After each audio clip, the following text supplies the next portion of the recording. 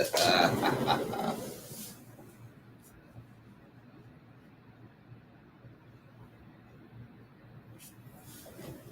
right, all right, all right.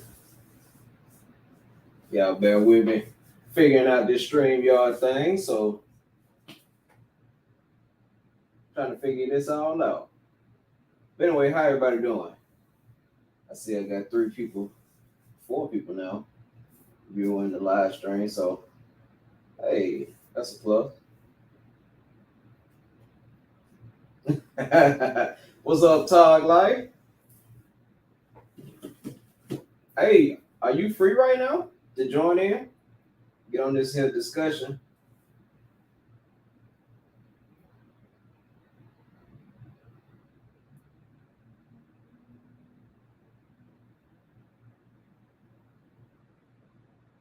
What's going on, Mr. Tech 11? I'm still waiting on the videos to come out, man. What you waiting on?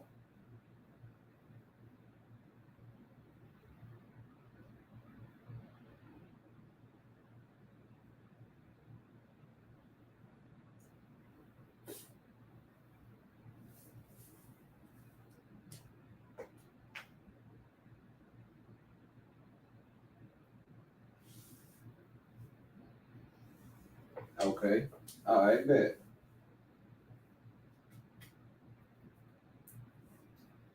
Okay, how the audio sound? Can you hear me?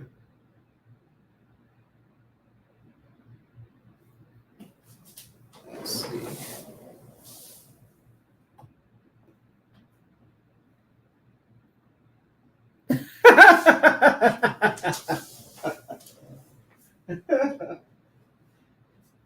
What's up, T-Mid? What's happening, man?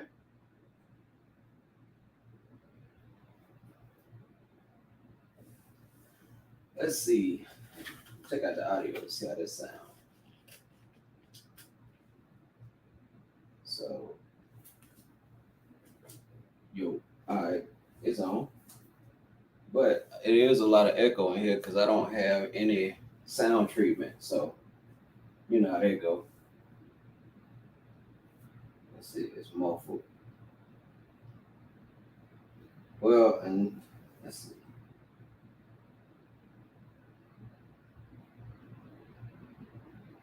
Okay, back focus.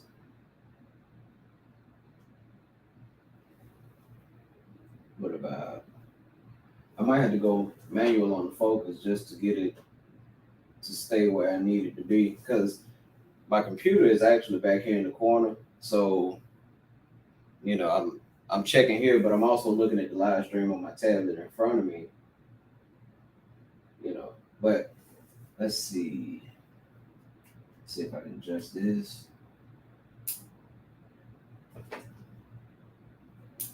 Tell you what, hold on just a second. Getting everything together. Yeah, T-Mid, that's my M50 right now. Because my R is actually on this rig right here. Let me grab it.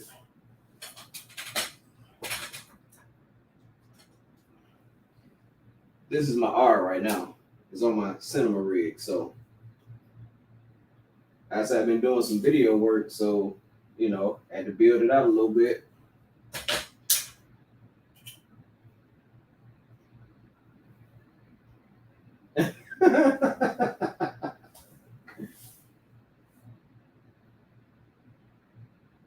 You know, focus struggle. Hey man, don't down Canon like that. Please don't.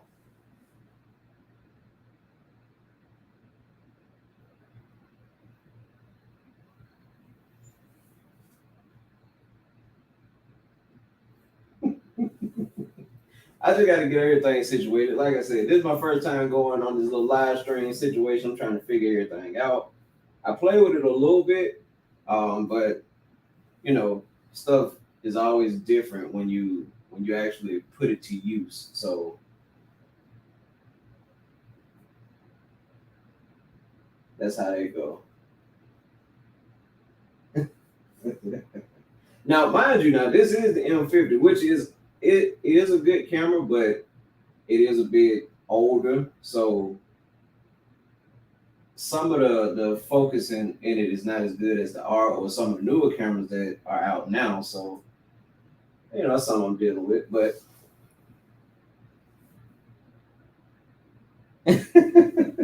I'll tell you what, let me put it in manual focus and then I'll be able to just focus on me. So hold that thought. Let me get this situated.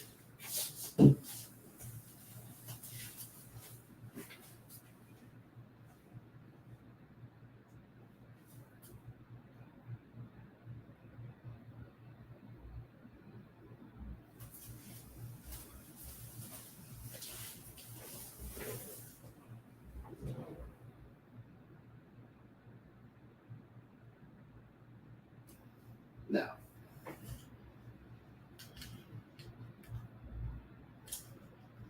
all right, so what about that? Is that better? And this microphone, I'm gonna update it soon. I actually got this because I was gonna give it to my son so he can start live streaming on like Twitch and stuff because he likes getting into video games.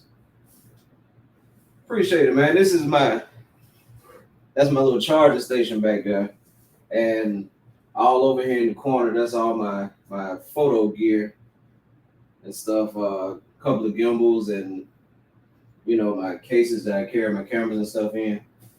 It's a lot of stuff over here, and my wife's been fussing about this for I don't know how long because I actually took over our dining room area. You know what I'm saying? So she about ready to put me out. But yeah, I got my case for my light stands and stuff, backdrop stands. I got all kinds of stuff in here, man. Let's see, what's the lighting setup? So right now, I got the SL60 on a 42-inch beauty dish, the collapsible one. I got my two light panels on the side of me, one blue and the other one's purple. My other two field lights, which I don't have on right now. Turn that one on, you see what that do.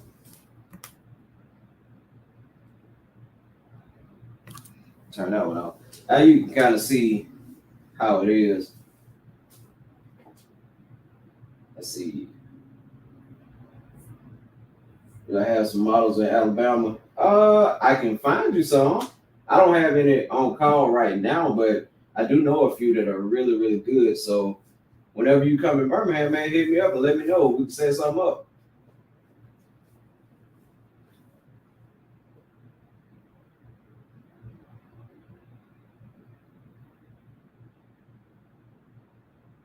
I'm still waiting to see what you're gonna do with that camera you built, man. You gonna 3D print a body for it?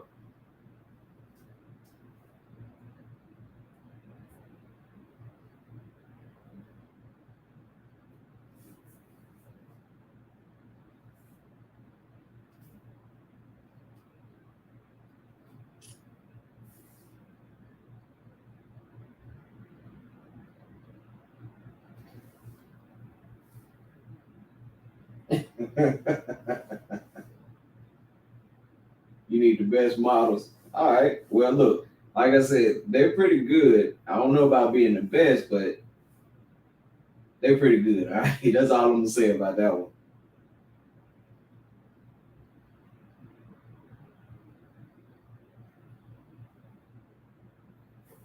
Let's see. Do I know Braxton? That's a good question, man. I got a brother named Braxton.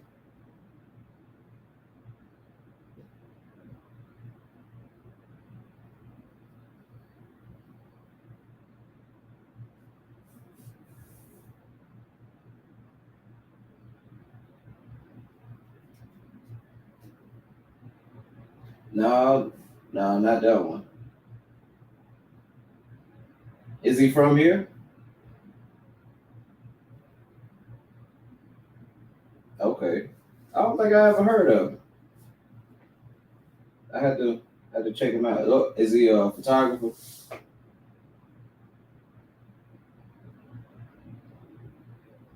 Okay. What's his channel? I'm gonna check him out.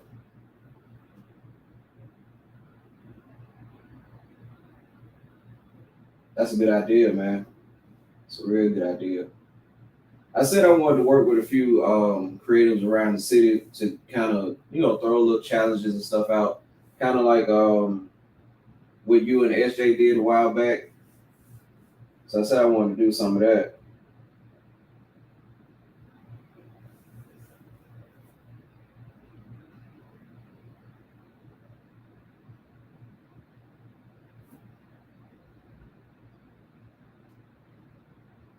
Yeah, man, but I wanted to hop on for a hot second. Like I said, for one, to test this out, and two, to kind of get everybody's opinions and thoughts on how you feel about branding your work. Do you think it's necessary?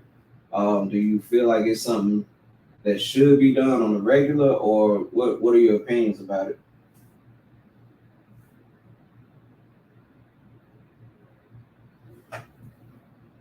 Okay, I'll check that out. Matter of fact, let's see if I can look that up real quick.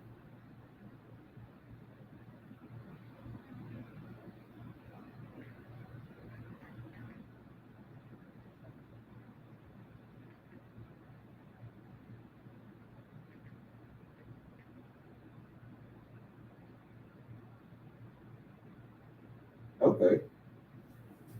All right. Cool. All right, so today, hold on. Let me pause that.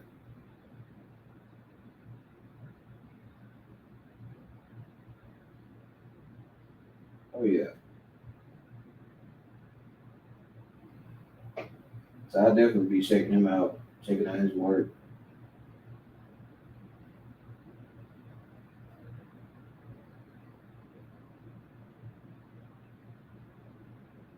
Get some collabs on the channel, do some challenges and stuff. Appreciate that, teammate. So, like I was saying, how do you feel about branding your work? Do you think it's necessary? I know for me personally, I just rebranded everything, started my business and whatnot. So I had to have a name that I felt was necessary to work with both photo and video work. And that's where MP Studios comes from, because I was going to go with MP Photography, but then that only focused on just the photography side of it. Like I said, I also do video work. So I wanted something to kind of mesh the two together. And that's how that came about. But in the past, I went by, oh my God, man, I went with PAL Media. I used my full name. And it was like, when I go back to my website and I look at this stuff, and I'm like, when people see this, it's not consistent.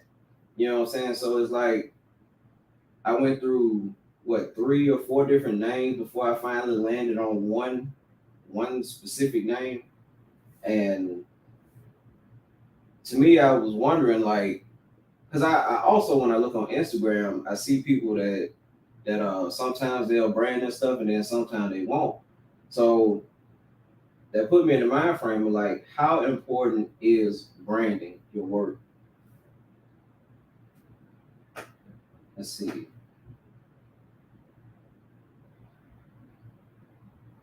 What do you mean about branding? As far as like, in your photos and stuff. So recently, when I do photo work, I hadn't been putting any kind of watermark or anything on there. And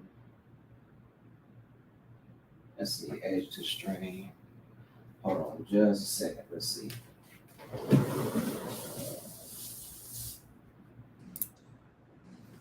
What up? What up? What's going on, man? Oh, let me hold on.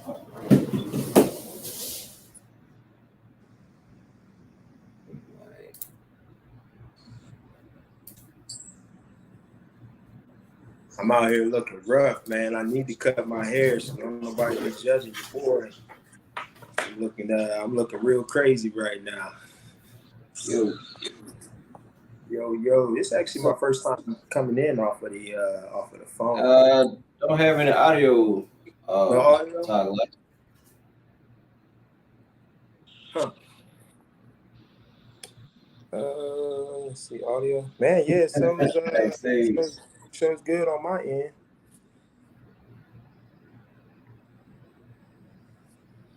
Yeah, I got it set on my end. You not hearing me though? Okay, so it's me. I can't hear.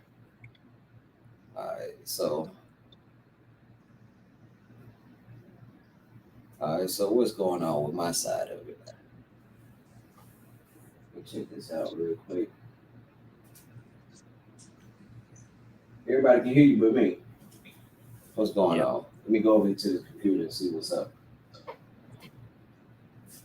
Matter of fact, I'm gonna bring my microphone with me.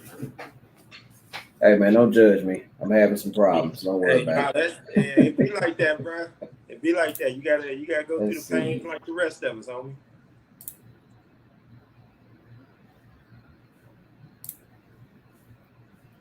I'm thinking it's on my end, so let me try something.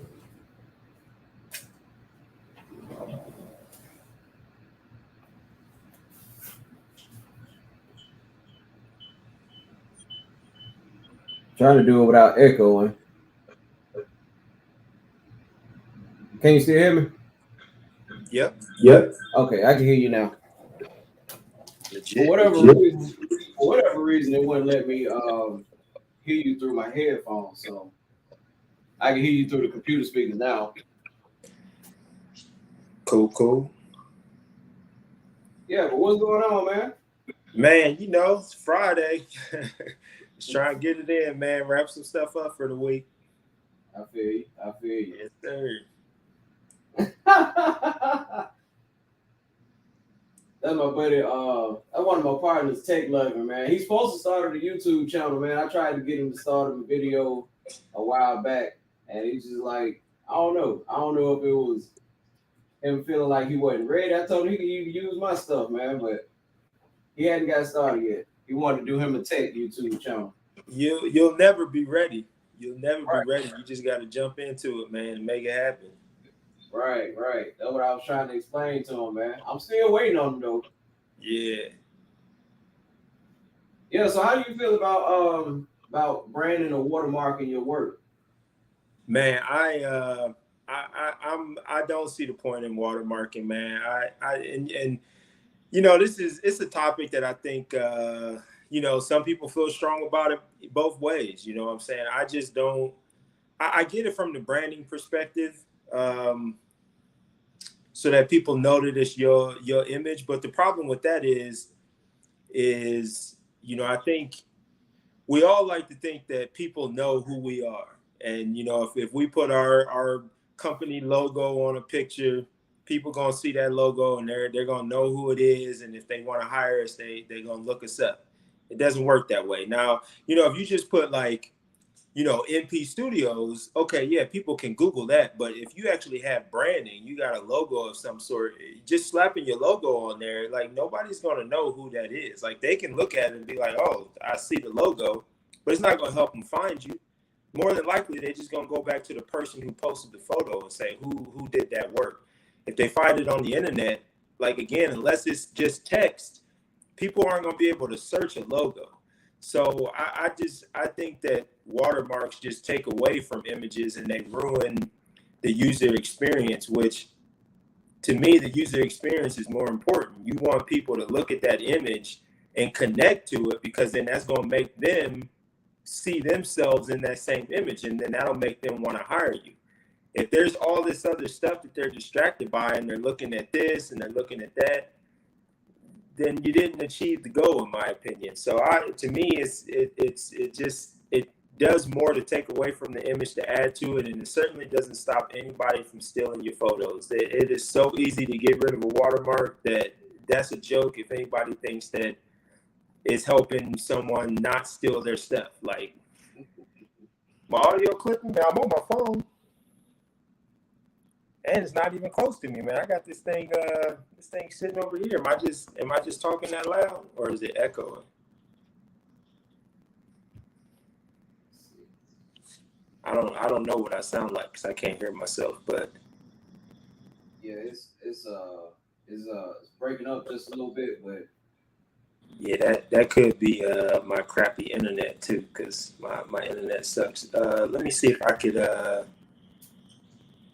speaking of test. internet, man, I was cutting some bushes down behind my house last night, man, and cut my whole internet off. So man, I got echo cancellation on and automatically adjust mic volume. So let me turn that off. See if that helps. Okay, you good now? Okay, yeah. So maybe that was StreamYard. Just that's why you can't let these things be in control of your audio. That's why you gotta have everything in manual. Gotcha. Yeah. So that's my thought on Watermark. What's your thoughts? Where do you stand with it? Like I said before, man, before I landed on a final name for my business, I I went through about 3 or 4 different, logos, watermarks, or whatever you want to call them. And when I look back at my website, it just looks sloppy because it's not consistent. You know what I'm saying? A few pictures might have this watermark, a couple may have this. Even on my Instagram, with some of my older photos, you'll see a couple of different watermarks or whatever you want to call it. And I was like, a while back, I said, I'm just not gonna put any watermarks on them and just go from there. Because, like you said, to me, it does kind of take away from the photo. Yeah, I mean, I do think I do think branding is important, and I think consistency is important. But honestly, nowadays, when I see an image and it's got watermarks on I'm just like, we in 2022, man. like don't put this watermark on this photo. Like, for the most part, if people are seeing your work, they know who you are. Like, nobody's randomly finding some image somewhere and they have no clue where the image came from. Like, usually if they're seeing your work, it's because it's either on Instagram, it's on your website. And it's like, even if it's on somebody else's Instagram or social media, more times than not, they've tagged the photographer. So it's just the days of using watermarks to try to get people to know where that image came from. Like, we're so far past those days that there's just no point in having watermarks. But I do think it's important to have branding, and I do think it's important for that branding to be consistent, because you do want people, wherever they go, whether it's your Instagram, your website, Pinterest, Facebook, wherever, you want that cohesiveness so people know that this is the same person. You don't want to have, MP Studios on your Instagram, MP Photography on your Facebook, MP something else over here, because then everything seems disjointed and people are just like, is this the same person? I don't know. Maybe it is, maybe it isn't. So it's important to have that consistency. But the watermarks, and the thing that gets me the most is when I'm on someone's website, and if anybody watched this and their stuff is like this, I'm talking to you and I want you to change it. The worst thing that I ever see is you have a website and then you have watermarks on your images on your website. Like, that is a surefire way to make your work not seem as elegant as it could be. Like, there's just, every time I see that, like, it looks cheap. I'm going to be completely frank and honest. It looks cheap. Like, you're on a person's website and then you got all their images with this watermark plastered on it. There's just nothing luxurious about that. So it's just not necessary, and those need to just don't do that. And I'm just being frank and real. People can disagree. People can hate me for it if they want. But the reality is, at no point should you ever have images on your website and there be a watermark on those images. This should never happen, ever. Right. Is merch an avenue for your branding and visibility? I would say it is. I mean, because it's not like you going, let's say, like, if you drop a camera bag like Peter Buchanan and don't have any type of branding on it, it just doesn't make sense. So as far as with merch goes, I would say branding is a viable option. Yeah. I think on merch, that's a given. I mean, for the most part, for most brands, if you buy any type of merchandise from a brand, somewhere on there, there's going to be some sort of branding mark somewhere. I mean, man, I got on a Nike shirt right now. You got the Nike shirt. Right. I mean, You know, even now, I got on, my shirt, so. And like you said, I got on a hat. It's Under Armour. Yeah, of course. When you selling merch and stuff, that makes sense. and see, so then that ties into, that's where it's important to have that cohesiveness, because if somebody is on your website or your social media and they see a certain brand and then they happen to see you in person and you got that same brand, now they can connect the two. If you got disjointed stuff and you got one thing over here, something different over there, now they don't know if you're that person or not. And they're certainly not going to walk up to you and be like, hey, is this you right here? They're not going to do that. So that's where it's important to have that cohesiveness and be the same across the board. So that way, no matter what people are seeing, they know that that's MP and that's what you want. Right. I agree. So I know me personally, I'm not the most consistent when it comes down to like Instagram or social media.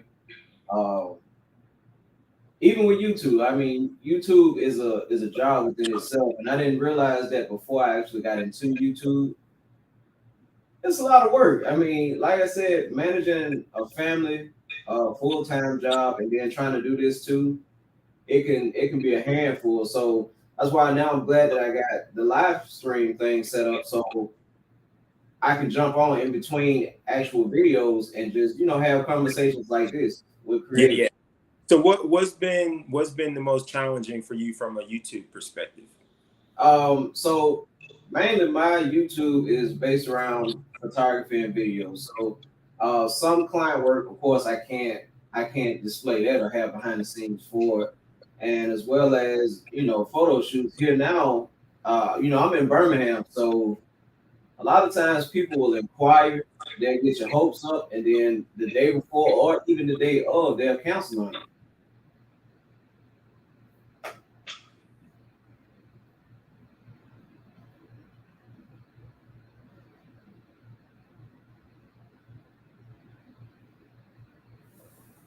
Audio still good. Make sure everything's still going good. But yes, even like I say, even with that, it's just now I've set up a few things here and there to try to get models to come out and so just so I can have some kind of content. But I am going to start doing some behind the scenes stuff, showing like creating my videos and stuff. Wife calling. My bad, y'all.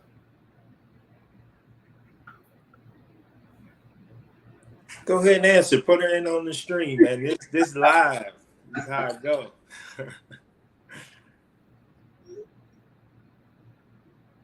She finna look at the live. But yeah, but so I am gonna start like doing more tutorial type videos, whereas I show people how to expose for ambient versus flash or even doing natural light and stuff. So that'll be an avenue I go with. But again, I have to have models that are willing and consistent enough to show up when I'm ready to record or when I need to. Yeah, that's definitely a struggle no matter where you at, man. Like it's hard to, especially when it's a collab, it's hard to get models to be consistent because I mean the reality is when you collabing, most times the photographer really is standing to gain more than the model. The model, okay, yeah, they're gonna get some photos, but what are they gonna do with the photos? Like, okay, I got some photos, I'm gonna post them on Instagram, then what? So in terms of the investment of their time, they're not getting as much out of it as we as photographers are, especially if we're trying to do a YouTube video. So we get YouTube content and we getting pictures that we can use in a portfolio, use on our social media. So we're getting all this stuff. The model's not really getting anything. So, it's like when it comes to the collabs, a lot of them fall through just because there's really no incentive for the model to come through. And we all guilty of, agreeing to do something like, hey, yo, we got this going on next weekend. You down? Yeah, I'm down. Then Friday roll around, you like, man, I don't feel like doing that. You know what I'm saying? So now you try and figure out how you can get out of it because you was excited when you said yes, but now you don't feel like it. And I think that's just the case with a lot of models. Like, it sounds good when you first ask them about it, you know, they're kind of excited, but then when it comes time to it, they're like, man, I don't feel like doing my hair. I don't got nothing to wear. I don't feel like driving here. It's too hot outside, this, that, and the other. And then they flake, you know what I'm saying? So, you know what, you know, like me and Mid and SJ, like what we're realizing is that, you know, if you really need something done, the reality is you're just going to have to pay models. You know, I mean, that's about the only way. And even then you have models that still flake sometimes, but you know, that's about the only way. It's like, if you know you really want to do a video, you really want to do something, you likely going to have to pay a model to make sure that she show up. That's just the reality of it, which I'm fine with that, right? Because look at what we getting out of it. If I'm getting a video and I'm getting an image that I can put in my portfolio, right, I'm fine dropping some money to have a model come out for that. I have no problem with that at all. right. I agree. I see what T Mid and M Jones said. What's going on, M Jones? I agree. Yeah, sometimes you do have to pay for that time because that's just like on the flip side of it. Of course, if a model wanted us to come out and do some behind the scenes work, we want to get paid for it too. So I completely understand that. Yep. So it's tough, man. The YouTube game it's hard, and I think you know, I think a lot of people don't understand, number one, the time commitment. You know, it's like, I think people think that, oh, it's nothing, you know, just set up this camera and record some content and then slap it on YouTube and call it a day. And that don't even scratch the surface, you know, especially even when you're doing, you know, BTS stuff. You figure like, all right, I'm doing the photo shoot anyway, so it won't be nothing to bring a camera and record the footage and then throw it on YouTube. Right. But then you get there and you realize, like, yo, you know, every time you move, you got to move your YouTube camera. You got to make sure that everything is in the frame so that way you get in the content. So you got to worry about your shoot and your YouTube stuff. Then, you know, once you got all that footage, now you got to do something with it. You know, you can't just upload an hour-long BTS thing. Like, nobody's going to watch that. So now you got to cut it. You got to chop it up. You got to make it interesting. That takes time. You got to do all these things. And it's just like, it's people don't realize that. And I don't want to say people not built for it, but, you know, I think people just realize that they don't want to commit the time that it takes to do that on a consistent basis. Imagine if you're trying to do a YouTube video every week and it's taking you 8-10 hours of your time every week to drop a video.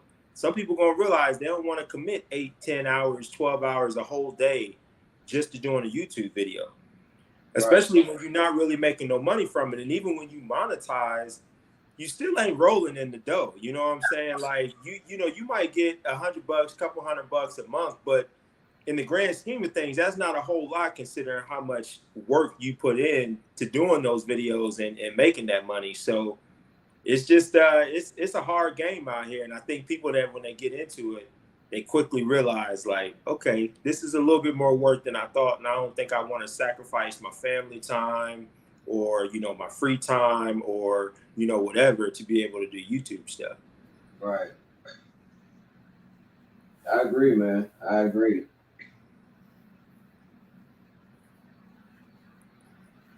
Looking at some of these comments. Let's see, maybe a TikTok challenge.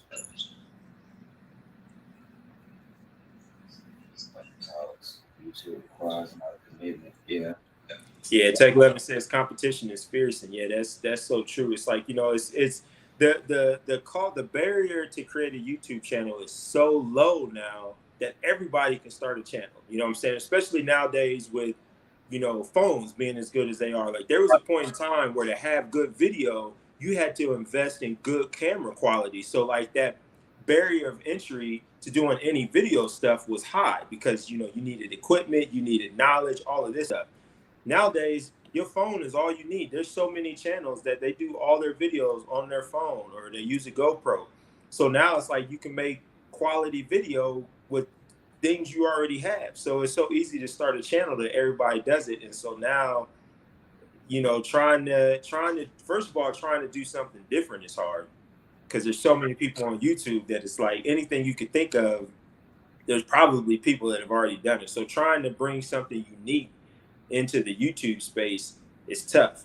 So that's why you have to really infuse yourself. You know, that's the only thing that you can really bring to YouTube that's unique is you bringing you. There's not another MP. There's not another Tog. There's not another T-Mid. You know what I'm saying? So that's really all we could do is bring us into the channel, and hopefully people will resonate with that. And you know, that's what'll make us different from everybody else. But, you know, it's like even that, you know, it's still hard sometimes because you still got to have content. You know, your video still has to have substance. It still has to be engaging. So, you know, trying to figure all that stuff out, it's hard, man. Right. And then like Tech Level said in the comments, the algorithm is so different. And it is, man. I mean, now I'm seeing stuff like it's like YouTube pushing old videos now, and then more and more of the commercial breaks. I click on the video and watch it for 2 or 3 minutes, and then another ad will pop up. Like, hold on, now I just clicked off an ad. What's going on? So now I'll tell you with that.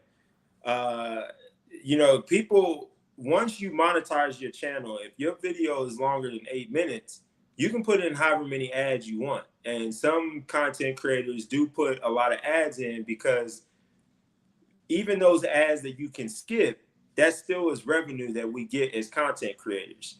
So somebody might have a 20-minute video. If they wanted to, they could put 20 ads in there. They could put 30 ads. They could put 100 ads in there if they wanted to. Like once you hit that 8-minute threshold, you can put in whatever ads you want. Now, you can leave it up to YouTube too. So not every creator, like I don't really take the time to specifically put ads in. I just let YouTube do it. So wherever they fall is where they fall. But yeah, I mean, some content creators will put more ads in there just to increase their revenue. So that's just, and the way I like to look at it, and maybe I'm jaded because I'm a content creator, but you know, it's like we, aside from the money that we get from YouTube, which isn't a lot for most channels, you know, we're using our own time and resources and money to be able to make these videos, right?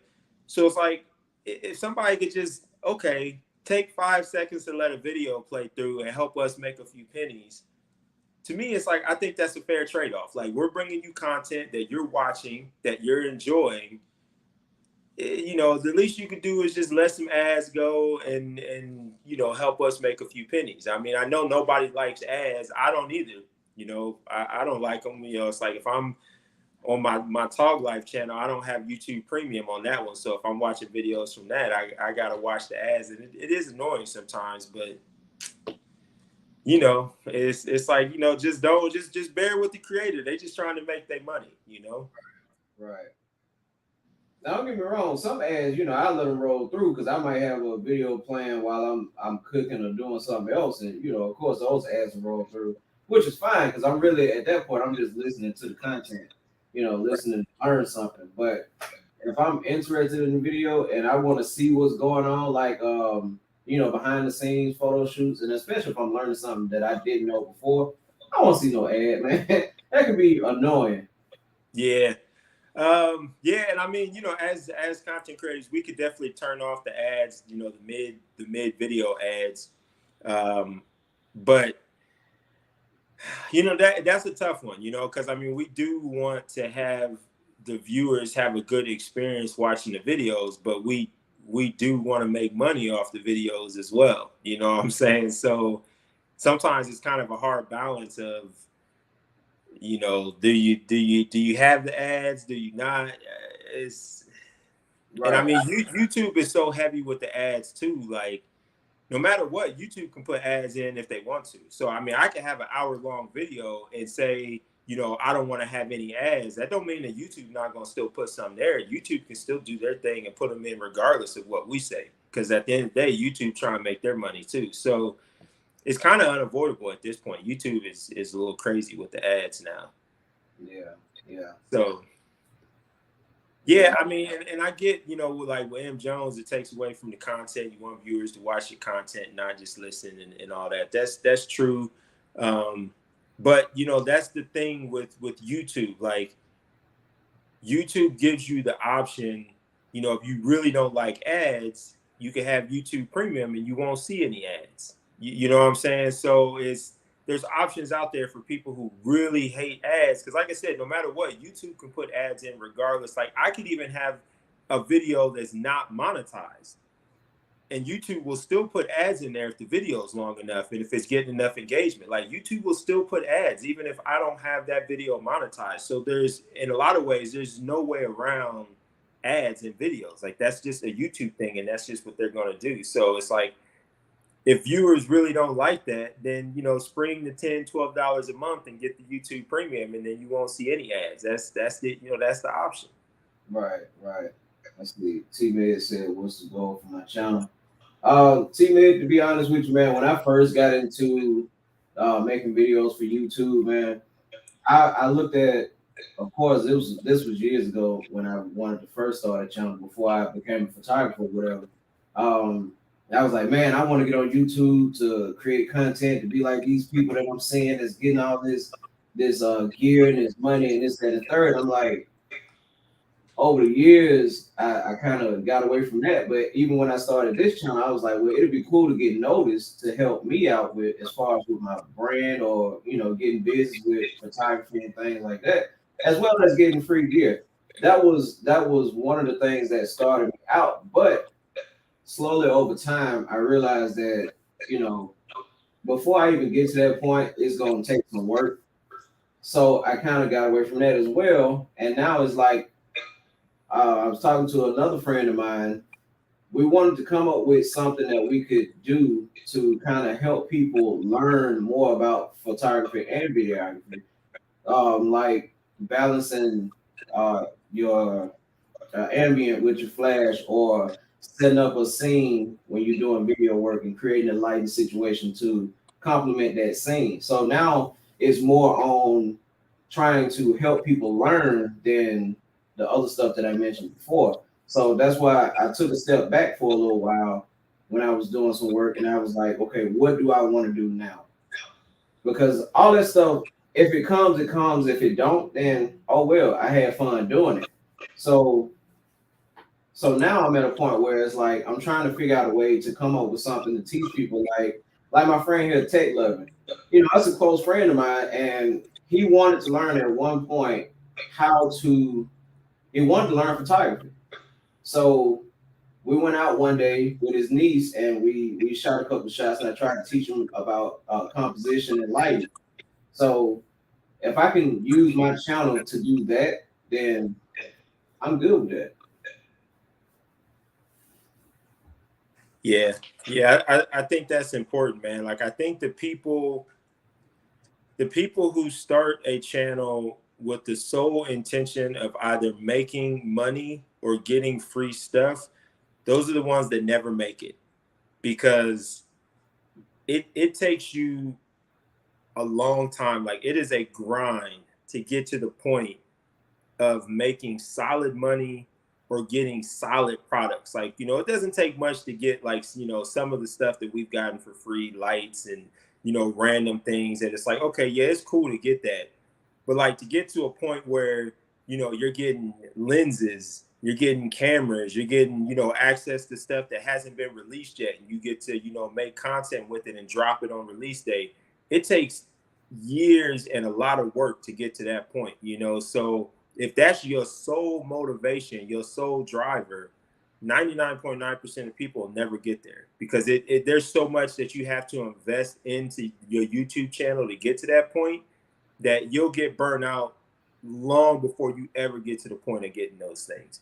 You know what I'm saying? So your YouTube, in my opinion, and the advice that I would give to anybody that's starting a YouTube channel, you got to have something that you're passionate about, that you're doing with YouTube, and that's your driver. That's the reason why you're doing it. And then everything else will fall into place eventually.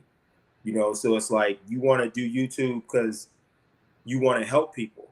Cool, that's your driver. You know, you're making videos because you want to help people. Then the stuff that comes after that is the bonus. But your driver is that you want to help people. That's what keeps you going. That's what has you up at 2 o'clock in the morning editing a video to get it out, you know, when you don't feel like it. Because you just want to help people, and you just want to get that content out there, and you understand that it's like, okay, cool, this is a marathon. This is just, it's going to take some time. But it's like, if you're going into it just saying, I want to make all this money, you're not going to make it, because it takes so long to get there, man. Unless you're one of the lucky few that, you know, you just catch a big break and you get this channel growth really fast, which is the tiny percent. Right. It takes so much time and work to get to the point of making any kind of money that it just you'll give up. You'll give up because it's tough, man. Right. Right. I agree. I agree. Like I said before I got into it, man, you see those channels where people just walk around with a cell phone all day. Yo, what's going on? This is so and so, and I'm here, and blah blah blah. And you see they got all these crazy things going on, and you be like, man, that's what I want. But when you first start out, like TP said, it's kind of discouraging when you put the work in and you don't get the views or the subscribers. It'll discourage you real quick. And that's it's sadly almost guaranteed. Like, you know, when you first start a channel, you're gonna be putting out videos that nobody's gonna see. Right. And you're gonna put a lot of effort into it, and you're gonna look at it and you're gonna have 12 views, 15 views with maybe one like. And you're gonna put out the next video and you're gonna get the same thing. And now, mind you, you putting in a lot of effort into that video. You know, it's like this wasn't some half-ass video that you did. Like, you putting in some effort into that video and you feel good about it. Like, you posted and you like, yo, like this video is legit. So you put in all this effort and then you get those 12 views, and you do this next video and you get the same thing, and you do the next video, you get the same thing, and it becomes a pattern. That's where you in the trenches at that point, and you like, yo, like, I'm getting my butt kicked out here. And it's like, do I want to keep on going? Right. And that's what most people, they throw the white flag in, because they like, yo, like I'm putting all this work into these videos and I'm not getting nothing, man. I'm getting no views, I'm getting nothing. So it's the ones that just, hey, keep grinding through, like, yo, like I'm getting beat up right now, but I still got some more in me, and you push through. Those are the ones that can make it. But it's hard when you out there getting hit, man, and you swinging and you missing and you just not getting nothing. You just like, yo, I don't know how much more of this I could take.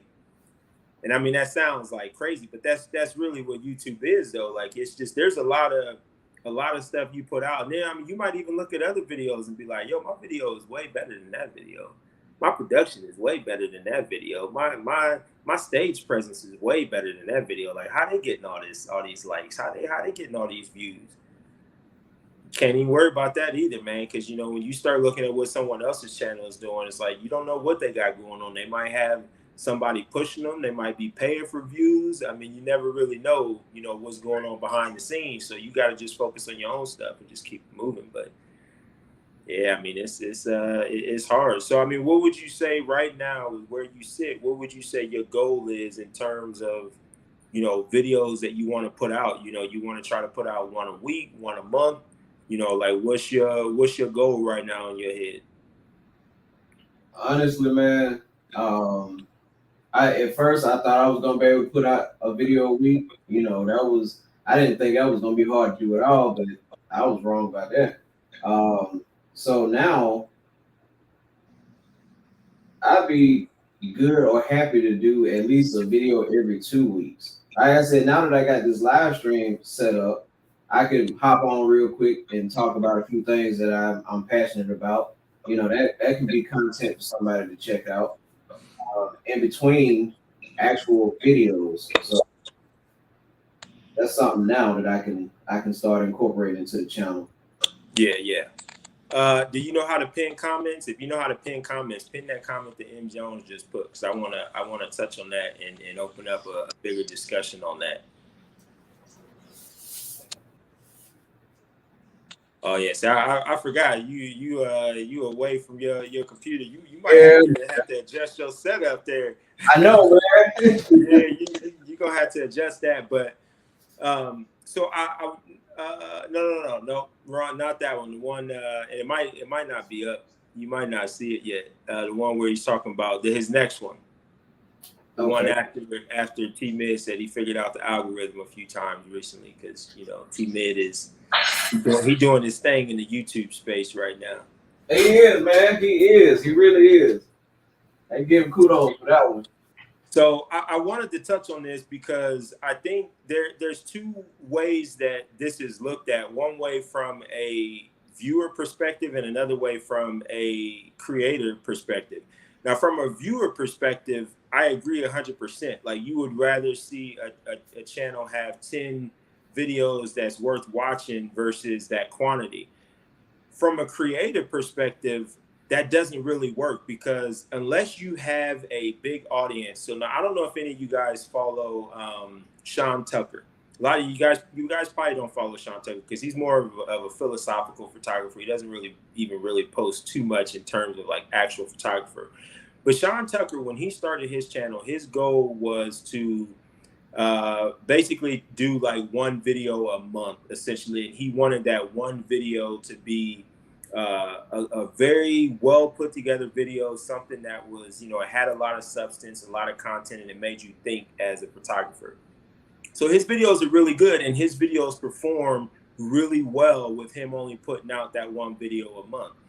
But he also has a very large following. Like, he has 6 figures in terms of subs. So there's people that at this point look forward to those videos. So when he drops that video once a month, he really doesn't even need the YouTube algorithm to push him, because he has a subscriber base that's going to watch that video. And that in turn will have YouTube pushing the video, because so many people will be watching it as soon as it drops that YouTube will be like, okay, this video is hot. So then they push it. For your average content creator, it doesn't work that way. Like, you can't go a month or 2 months without dropping a video and then come in and drop a video and think that YouTube is going to push it. You will shoot yourself in the foot every single time. Even if you have momentum prior to that, when you take that time off and then you come back and you drop that video, if you don't have a subscriber base that's going to watch those videos regardless, you hurt yourself from a growth perspective on your channel. And that's why so many people do just put out content just to have content out there, because YouTube penalizes you when you're not putting content out there, especially, you know, when you're in the partner program and, you know, they want to be able to make money off of your videos. When you're not putting videos out there, they don't take too kind to that. So the reality from a creator perspective is that, yeah, we don't necessarily like putting out videos that are fluff, but when we don't have a big channel, we don't have a big following, we have to put something out there just to have that content out there, so that YouTube is like, okay, this channel is still alive, and they can kind of keep doing what they do with the channel. So, you know, as a viewer, you just have to understand that it's like a lot of channels aren't in the position, if they care about the growth of their channel and they want to see, you know, their videos get pushed, you got to understand that they're not like, every video that they put out is not going to be a home run. Like, sometimes you got to be okay with the base hit, and, you know, at least you on base, you didn't strike out, but it's not a home run. Viewers just gotta understand that, and they gotta be okay with that, and still support that content creator. You know, even though that video isn't as good as the last one, or, you know, it didn't have as much content in it as maybe they would have wanted, they just got to look at it from a creative perspective. It's like, yeah, sometimes you just got to get that video out, because it's been 2 weeks since you dropped the video, and you know you got to put something out there. So you drop that video anyway, even though you're not really proud of it. You're like, yeah, this ain't like, I'll drop videos all the time, and I'll be texting mid like, yeah, I had to just get this one out. This one ain't gonna do nothing, man. This one ain't gonna hit, but I had to drop something. That's just the way that it goes. You know what I'm saying? And viewers just have to understand that. Yeah, I might get like Manny Ortiz and just use my wife for most videos, man. Yeah, I mean, yeah, and he said being active on YouTube is one thing, but as a creator, it can hurt you. I don't necessarily know what you mean by that, M. Jones. Elaborate on how it can hurt you, because as a creator, I think anytime that you're creating something, that helps you.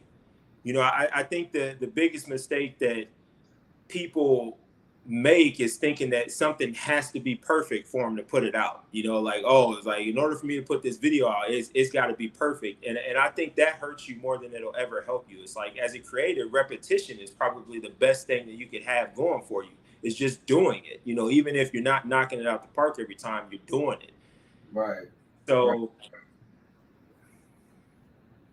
Yeah, I agree with that 100%. Like, even with some of my videos that I have on my channel, man, most of them are just like off the top, set up and go. Let's do it right now. Matter of fact, I think the video that I got the most views on my channel to date Me and Tech Loving, we were here in my dining room. I had just got in the Easy Lock strip boxes. Mm-hmm. I was like, man, let's just make this video right quick. I brought him in, was like, all right, let's go. Do you got a script? I was like, I don't have no script. I'm just gonna talk about this product, what I like about it, and put the video up. And to date, that video has 2.3K views. The most videos that I never thought that video would do anything more than like 100 views. And just something like that, man. It was like, how? What did I do in this video that stood out to people? Yeah, I mean, yeah, trust me, man. Sometimes you can't even answer that question because sometimes we'll drop a video and be like, yo, this video ain't gonna hit, and that joint hit. And then there's other times you drop a video and you like, this about to be a banger right here, and that joint don't take off. And you just like, yo, like, man, I got everything in this joint. It's not like that's just the way it goes. Like you can't predict. Like sometimes right? Like there's some videos that based off of the content or based off of what your subscriber base is looking for, like that's gonna be a win. But then you try other things and it's just like it's hit or miss sometimes, and that's just the nature of being a creator. You just because you need variance as well. It's like if you're just doing the same thing, people gonna get tired of that as well. So yeah, I'm looking at M Jones's stuff here.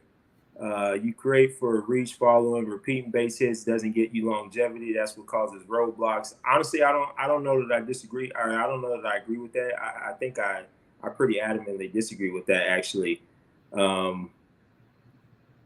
Keeps your name relevant, but it's not engagement. People search YouTube. You have to think as a person who is searching. I mean, I will agree with that. You do have to look at, the videos that perform well are the videos that people are searching for. But there's a lot of people, take, for example, vlogs, M. Jones. There's a lot of vloggers out there that their videos, there's nothing good about those videos, but people still watch their videos. Like a lot of people look at it and be like, this video is trash, but people still watch it because they're interested in the creator. So I think M. Jones is putting a lot of weight on the quality of the videos, but the reality is once people get to a point of supporting the creator and finding the creator engaging, the actual video content is not as important as people would think.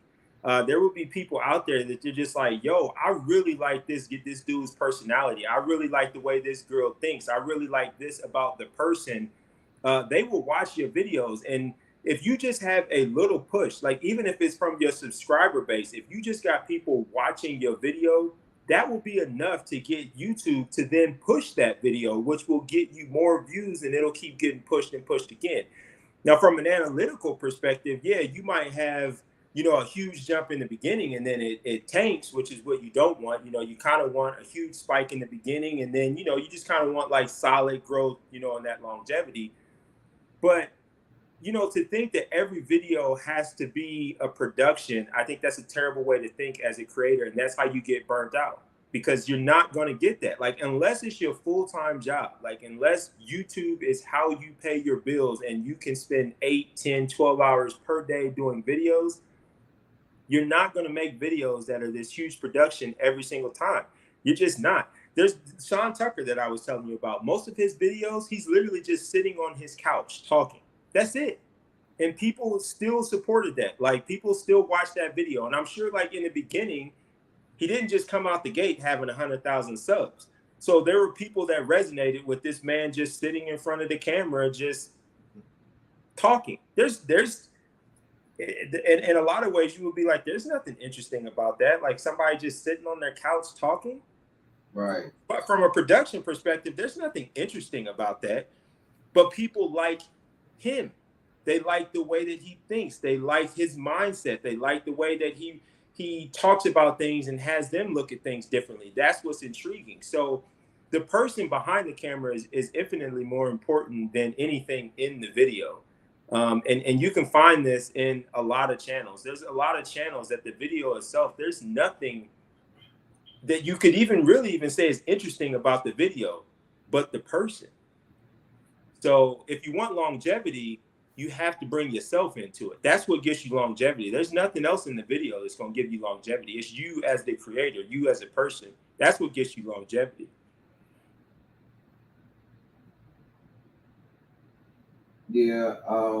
Let's see. There's a point in time that unboxing becomes a focal point with photography niche, even in the tech niche. Yeah, I agree with that because I actually, and it's funny you say that, M. Jones, because all that thought, this is stuff that I have to unbox or am going to unbox for a video for the channel, showing you guys how I put my rig together for my video work. So, and like I mentioned, that's another avenue that I'm going down with the channel because again, I do video work as well. So I want to be able to show people at least what I use and my kit that I use for my video work. So yeah, unboxings are going to be, I'm not going to say a staple on my channel, but it'll be times where it's a part of it, definitely. So let me ask you this question. What is, when you think about doing unboxing in a video, what do you, like, what value do you think that brings to the viewer? That is a really good question. To be honest with you, I don't know if it brings value as far as what they'll learn. Oh, excuse me. Maybe as far as with the individual pieces of gear that I use, maybe they can learn something from that, or that'll be something that they're introduced to as far as, well, like, okay, I didn't know that existed. That might be something I need for my kid. You know, that's what I look at when it comes down to unboxings. Because sometimes I look for different gear. I have a problem with something that I need a solution for.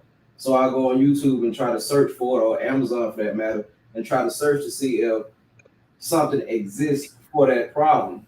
And a lot of times I'll find it, you know, because people either know about it or have known about it for some time, and they use it on a day-to-day. So yeah, so the reason why I asked that is because I personally think the actual act of unboxing a product in 2022 is quite irrelevant.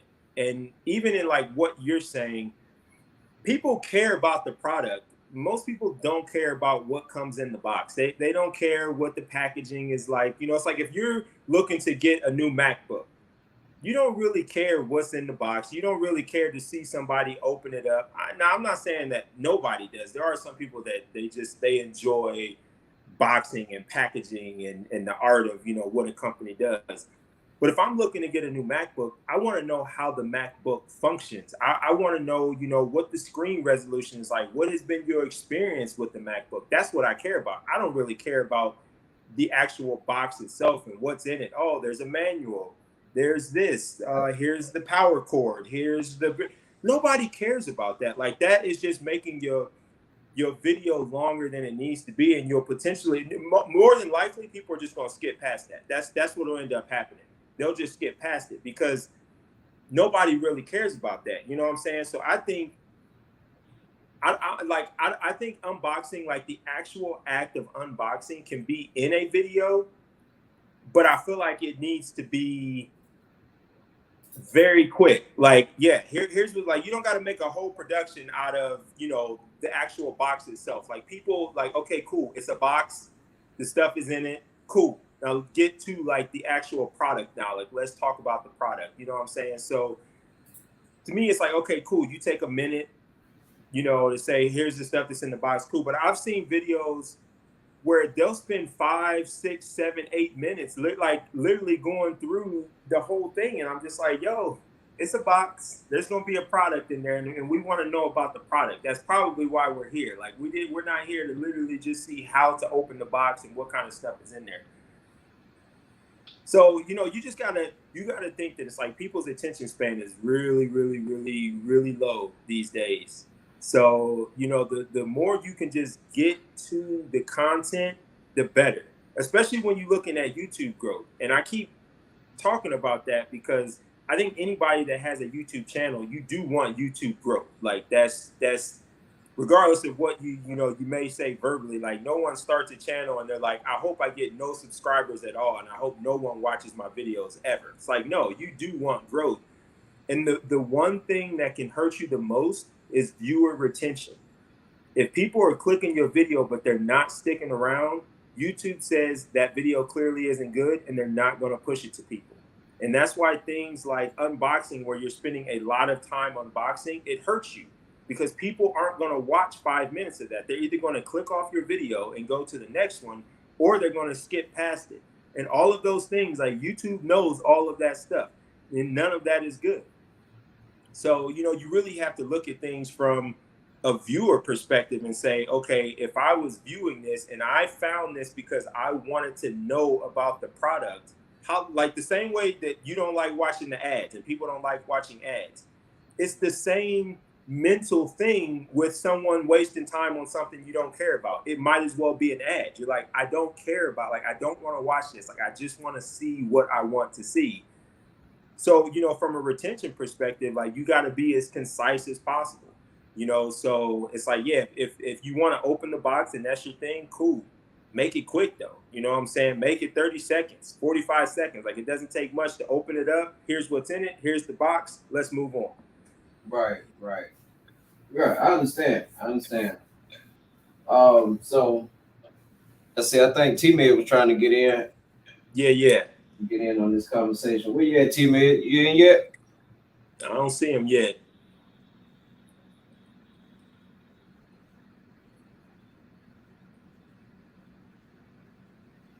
Yeah, but I do plan on reviewing. I see what Take 11 said, unboxing, reviewing is better to me.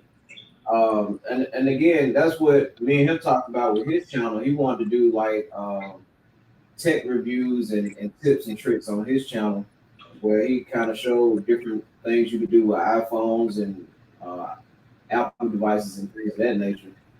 Once I can get him to finally get out his own way about it and come make some videos, he can get started. Yeah, I would say, like, when it comes to unboxing, if somebody really wanted to do an unboxing, my opinion, my suggestion to them would be to make it 2 different videos. It's like, if you really want to do an unboxing, literally make that video just an unboxing and say that at the beginning of the video, like, yo, this video is just the unboxing. There is a part 2 where I'm talking about the actual product and all of that. Because, it's like when you try to put them together, if you're not concise, you're shooting yourself in the foot from a viewer retention perspective. So, you have to think about that and say, what do I care about? Do I want to just make the video however I want to make it? Or do I want to look at this from a perspective of analytics and say, I want this video to perform well? You want the video to perform well, you have to understand that it's like, yo, people don't care to watch 5 minutes of somebody unboxing something.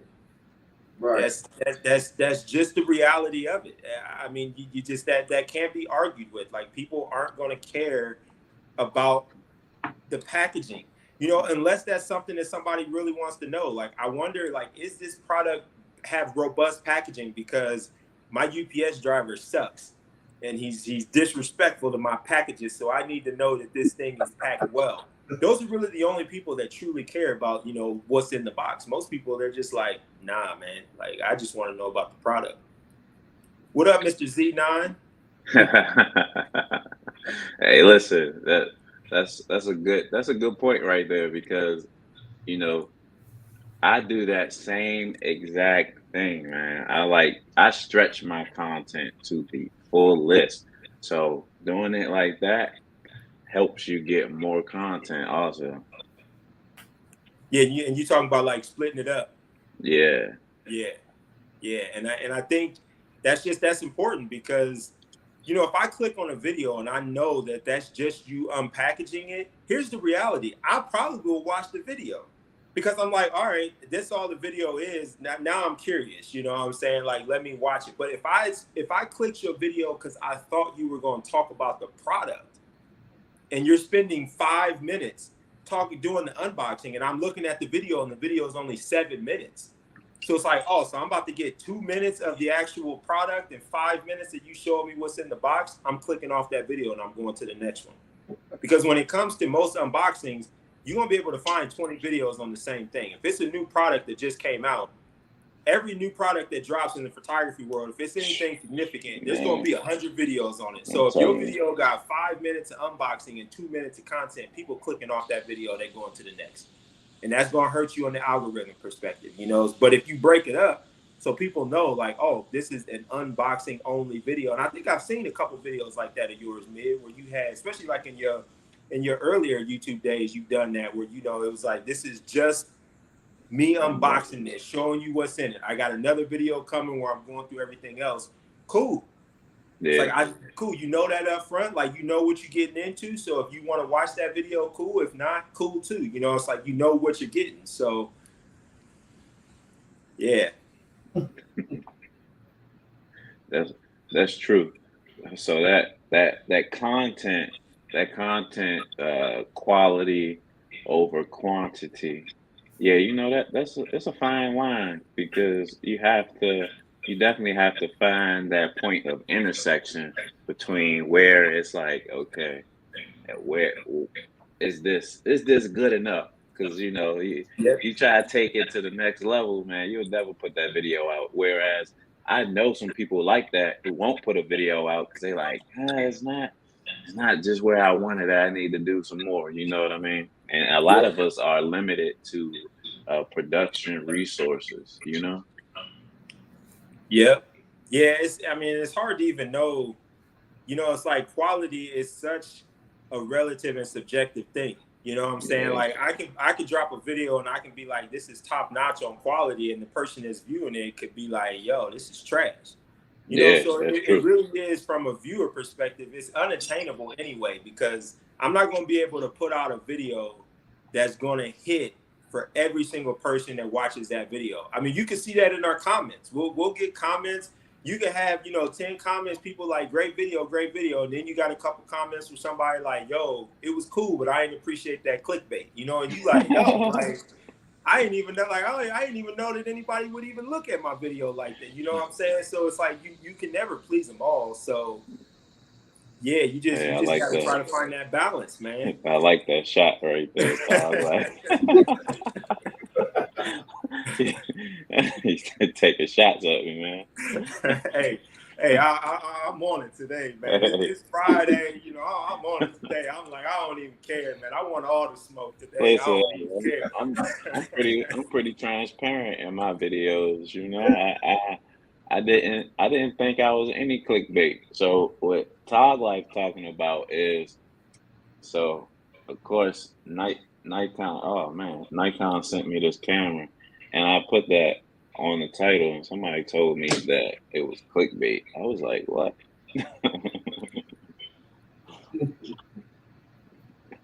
Yeah, that's how I be, man. You never know what your viewers are gonna think, or people that are seeing it. You know what I'm saying? And you gotta take that with a grain of salt and keep it pushing, man. What's that point for you, MP, in terms of what you think you can really do with pushing out content? Because I know it's hard to get started, and I struggled with that same thing, and then I just got to a point where I'm kind of numb to it now. Yeah. So it takes a while to be able to be like Toglife for ads. We text in the group, and it'll be like, all right, you got a video coming up, and I literally might not have anything, but I'll be sitting at my desk and something pop in my head, and I could just make it off the cusp like that. And that's how a lot of my videos are.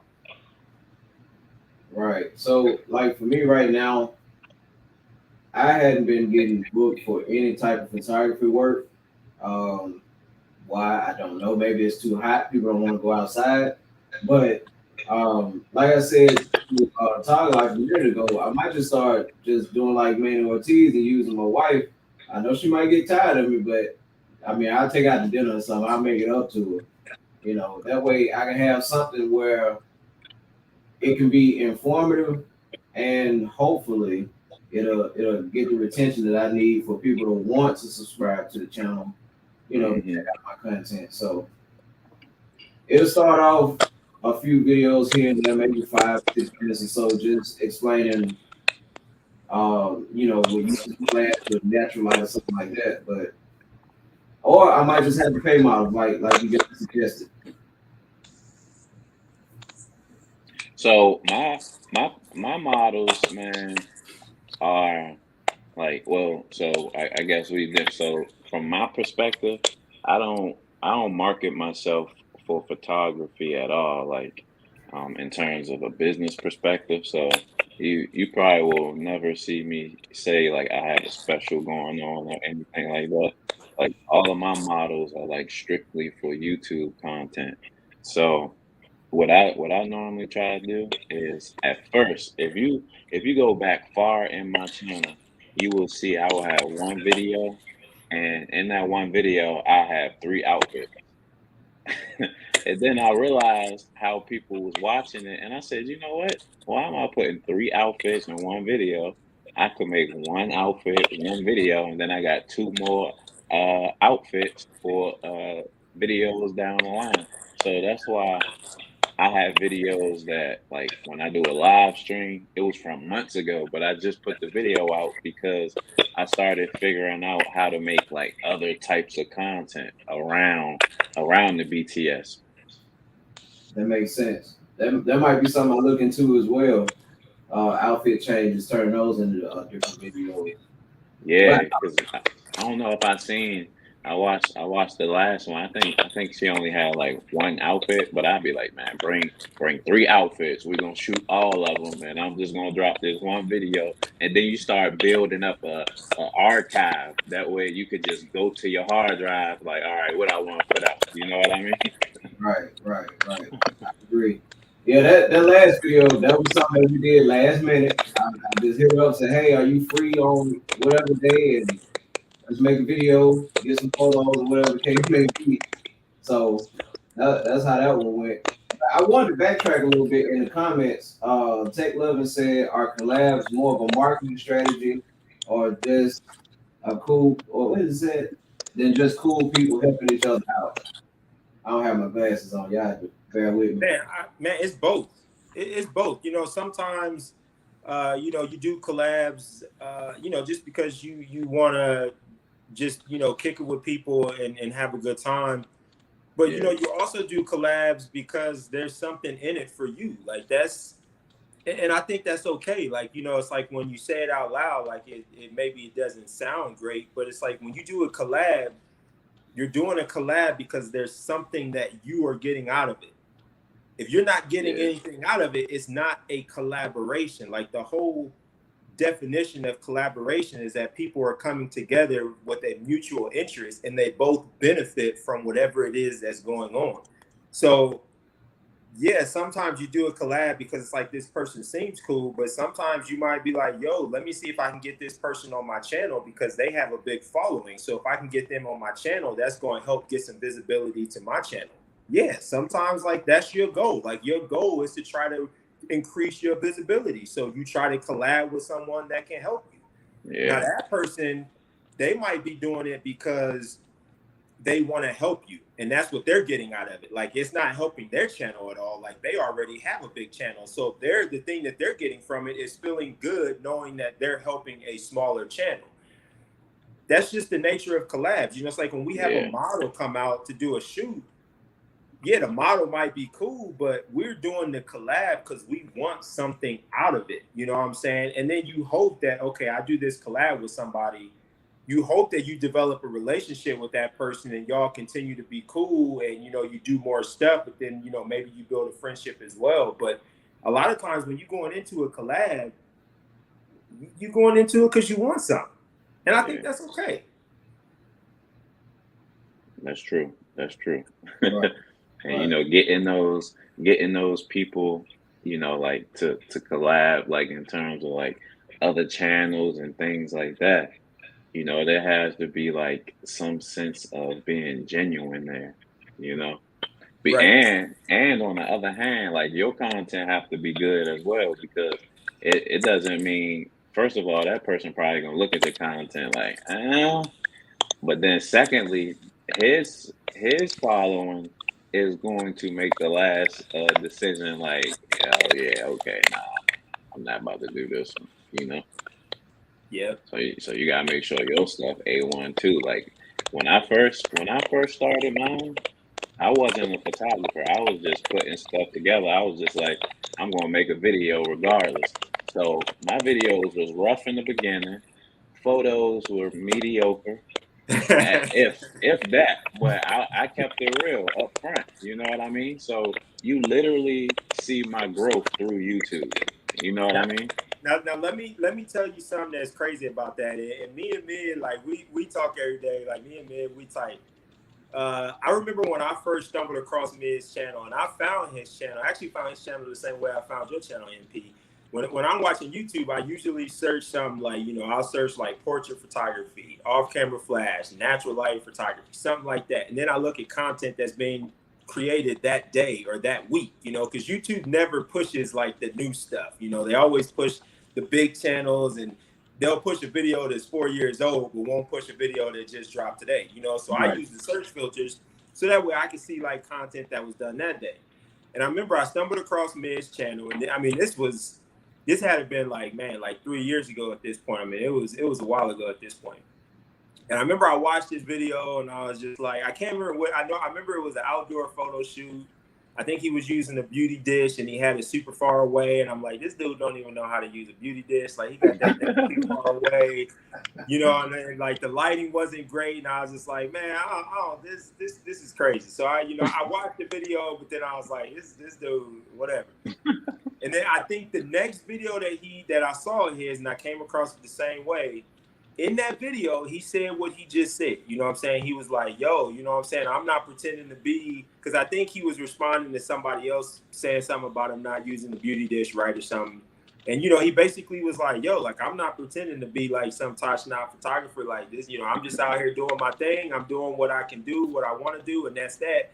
And at that point, I had a whole different perception of his videos. I was like, cool. Like, he ain't out here trying to act like he's the expert. He's just out here, like, this is his journey. Like, this is what he's doing. And I rock with his channel. Like, at that point, I subscribed to him, and I rock with his stuff every single time. And I remember, like, when I watched that first video, I'm like, I'm not going to be watching this guy, because what is he doing? And before I knew it, I was watching every video. And then I started to see him get better and better and better. And then I was hungry for more content, because I'm like, look at this man growing in the photography game. And I just, I became intrigued, and I'm like, all right, bet, I got this. So then, I rock with him, and then, the rest was history. So, yeah, I mean, sometimes it's just, it's like you don't have to put the best content out there. You just got to be genuine as a person. Like, Mid as a person was the reason why I kept watching his videos. It wasn't because his videos was top-notch production. It wasn't because he was creating photographs that I had never seen that good before in my life.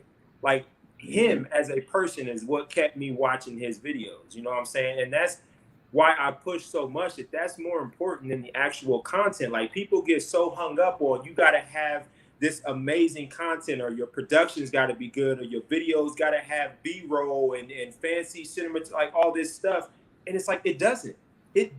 Like, I don't care what people say. It doesn't. Like, the person is what's the most important thing.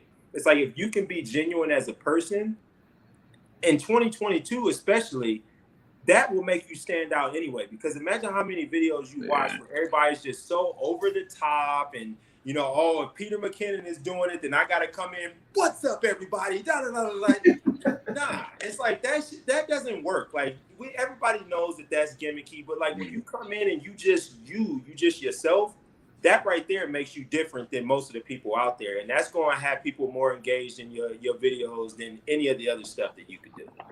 Right. Exactly. And you find yourself, like, throughout your journey, like me starting to say T to the M to the IDD. You know what I mean? That was my tagline. Now, Todd and I, we was at WPPI. Somebody came up to me. T to the M to the IDD. You see what I'm saying? So it all like come full circle. Yeah, what's now is that something? Because I remember in your earlier videos, you just was T-Med. So was that just something that you just did one day, like you was feeling good, and you was just like, "Yo, it's your boy T to the M to the I D to the D," and then it just stuck and you roll with it, or is that something that you've said before and you just never really said it in the videos? No, it was actually something that I had been thinking about to make memorable. I was always thinking, I was like, I need something. I need something to come in with, you know what I mean? Because I was like, I kept saying, what's up, this your boy when I come in, or what's up, this, you know what I mean? And I was like, what can I say that's me? And so I came with that, and I didn't think it was gonna stick, but man, you would be surprised. I guess. Like, trying to think back to when I first stumbled across y'all's channels. I know for me, when I stumbled across your channel, Toglife, you were talking about one of the glow softboxes. I had just got Target and I was looking. So I stumbled across yours that way, and I think I did like you mentioned before with TV's channel. I was looking at different portrait photography just to see what I could learn new, and that's how I stumbled across TV. And like I think his first video that I stumbled across, it was him and a young lady. I think they were out in like the woods or something doing a implied nude shoot, or I think it was a body tape shoot. That's me. Hey. So ever since then, man, I was like, all right, cool. I'm gonna subscribe. A lot of times I watch maybe like 2 or 3 videos before I subscribe to a person. And then sometimes that first video right off the bat, if I like it, I'm hitting it because I'm waiting for the next one to come out. Yeah. That's how I ended up running across Photo Me Ike like that. So I mean, it's for me, like you said, it's the personality of the person, not necessarily the video that gets me hooked. Yeah, I'm telling you that'll carry more weight than anything. I mean, there's people that I've watched their videos that I'm just like, yo, yeah, the video's not that great, or maybe the content isn't that great, but before I know it, I done watched the whole video. Right. Because of it. You know what I'm saying? Like where a video where I thought like I ain't gonna watch this whole thing. This video 12 minutes, I ain't gonna watch this whole thing. And then before I know it, they at the end of the video, and I'm like, dang, I done watched the whole thing. Because it was them. Like they kept me intrigued, and even though the content wasn't great, or maybe I'm like, I'm not gonna get anything out of this video, I was digging them, and then I ended up watching the video. So I mean, that can't be underestimated how important it is to put yourself into the videos, because you would be surprised how many people will watch the video just because it's you, and they just like, yo, this dude clowning, man, he funny, like. Sometimes that's what you need. Like, man, you done had a rough day. Like, you need that video where it's like, yeah, this person clowning, man. Like, they made me laugh today. Uh-oh. I know that. I know what that is. Uh-oh. Hold tight. Hey, battery probably died. Hey, you need your Nikon over there. Bro, you done had that. I done seen that Nikon web utility. Man, that was after 3 hours. Yeah, well, he on that M50. That battery probably tiny, man. Hey, you might need to get a dummy battery, MP. Man, I've been trying to get one of those for I'm working on it for my cameras, man. You can't find them, man. They're not available. Man.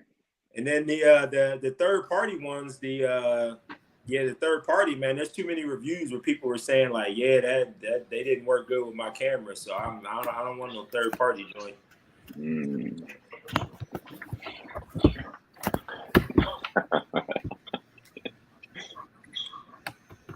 Yeah, so I was thinking going to. I was actually. It's funny that you came out with this branding topic, because I was looking at your channel. Well, actually, I was trying to find your channel, MP, and I couldn't find that junk.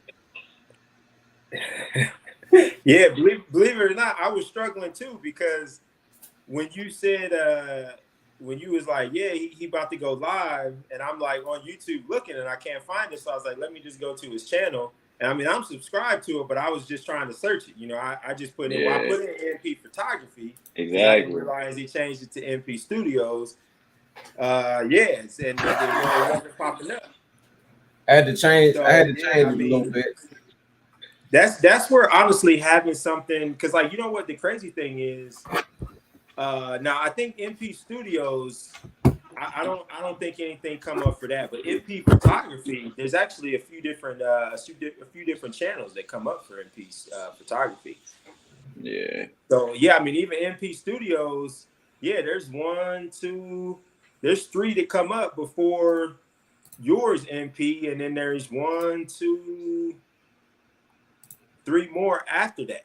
So yeah, you know, obviously, you know, your name is your name, right. but in a YouTube space, the more unique of a name you can have, like if I put in T Mid, for example, there ain't no other T Mids.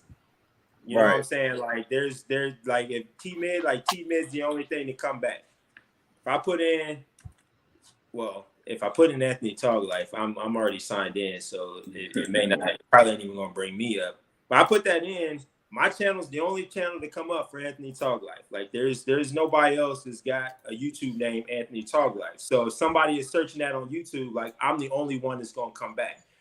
Right. From a branding perspective, that's kind of important. Now I know you would want to say, well, man, you know, wouldn't you want it to be like your business name?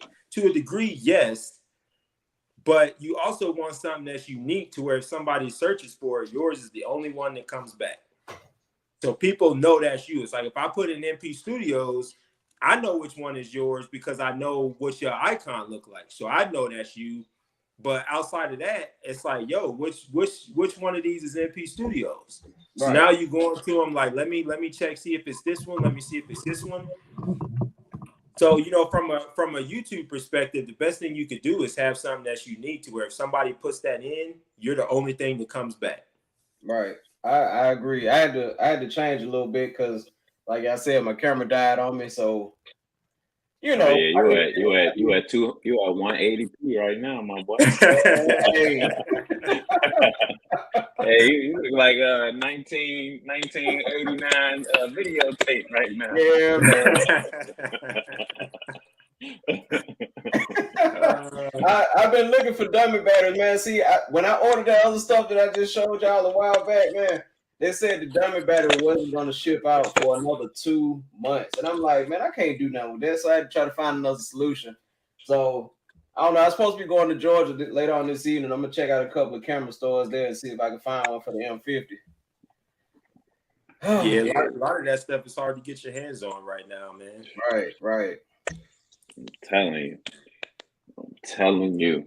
Yeah, I had the dummy battery for my camera, but since I got that Z7 II, you know, with that battery grip, I ain't been needing it. Yeah, I normally don't either. Mine actually, when I use my cam, I normally only have one battery in there, and that joint will last, you know, 3 hours, 3.5. And I mean, all my batteries, they're crap now. I need to get new ones because the recharge performance on all of them is at the last bar, so they all can go for getting replaced. But I ain't trying to spend no money on no batteries when I got batteries that work. Yeah, true. I agree because gear can get expensive. It can really get expensive, man. Yep, and I'd rather spend the money on something else. You know, it's like I probably got 30 batteries because I got so many cameras and grips and all sorts of stuff. So it's like I'm okay swapping out batteries every 2-3 hours versus dropping, you know, $80-$90 because I'm only gonna go OEM. So it's like, yeah, I got plenty of batteries. I'll use them until they literally don't work no more. Yeah. Well, that was the problem with the Sony that I had. I have all these batteries. It'll tell you 100% battery. You put it in, it's recording for 30 seconds, and then it's gone. You like, you can't deal with that. Like, you know what I mean? Like, you get false readings. So the what's your driving factor right now, MP? as You far as got to keep your content rolling. like I say, right now, man, I'm actually doing it for fun. But like I mentioned before, I did want to put out some content that's more informative, other than just behind the scenes stuff from my shoots and or whatnot. I say I was talking to a buddy of mine. We were talking about putting together like some new courses to kind of give insights on the not necessarily the do's and the don'ts, but the do's and the don'ts of exposure and shutter speed and whatnot. I remember I was at a 70s photo walk about 3 weeks ago, and a young lady, she was out there with a camera. She was experimenting with flash, and she didn't know how to balance it with the ambient light that was outside, because it wasn't necessarily golden hour, but it was a little bit before that, and it was still kind of bright outside. So her flash power was not strong enough, and her shutter speed was too low to actually make the photo look like something. It was actually blown out. So I kind of walked her through the steps of, speeding up her shutter speed. She had to go into high speed sync, but once she did that and balanced everything right, her photos came out a lot better. And she was like, "Are you full time? Do you teach?" I was like, "No, I'm not full time yet. I do have a YouTube channel, but it's mostly behind the scenes stuff. And I want to go full time, but right now the clientele is just not there."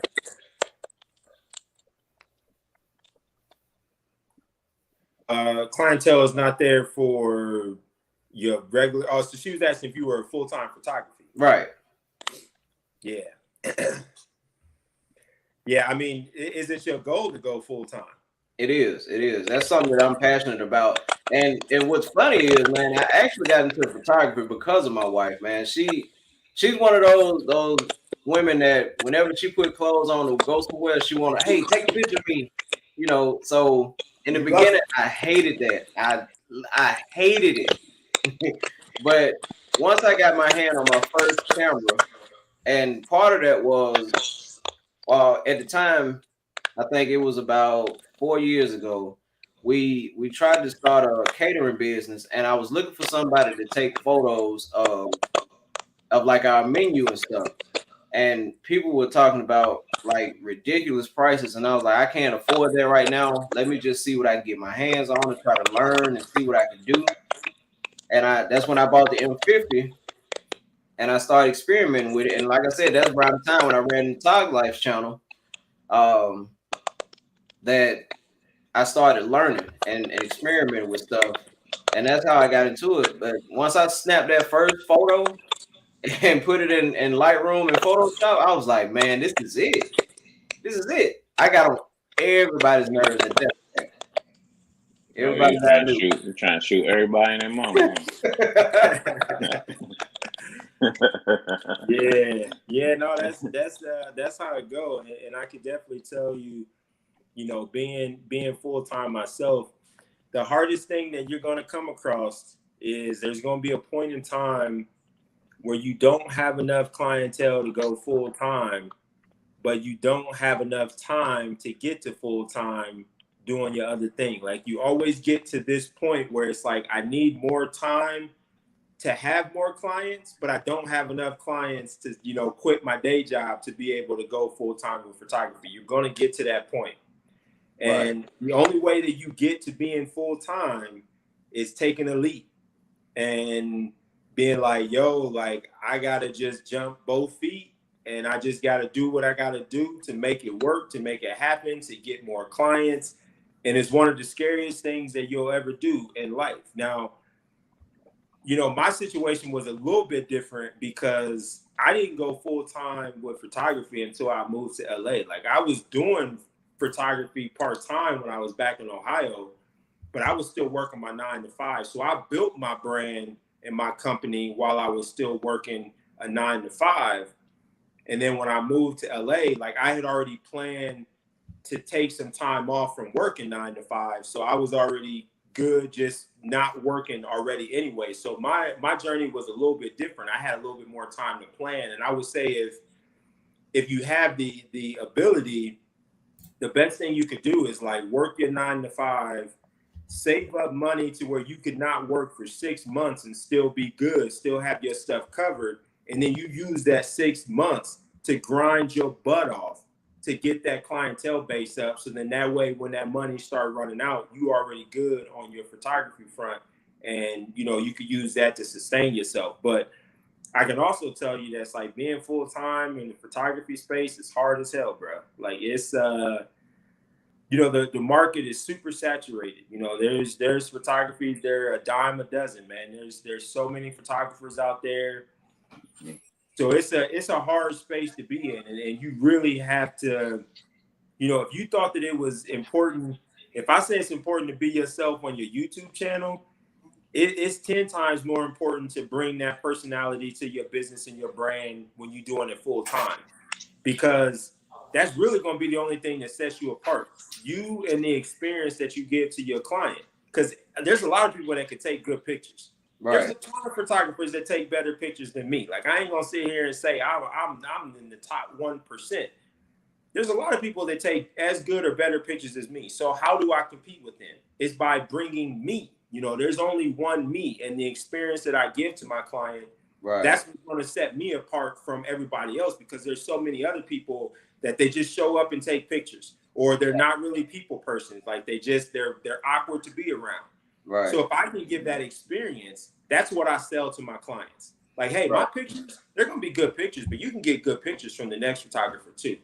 But you're not going to get the experience that I'm going to provide you with. And that's what they buy into, and that's what sells. So I agree with that 100%. 100%. That brings me back to a photo shoot that I did. I want to say maybe like a week or two ago for a young lady for her birthday.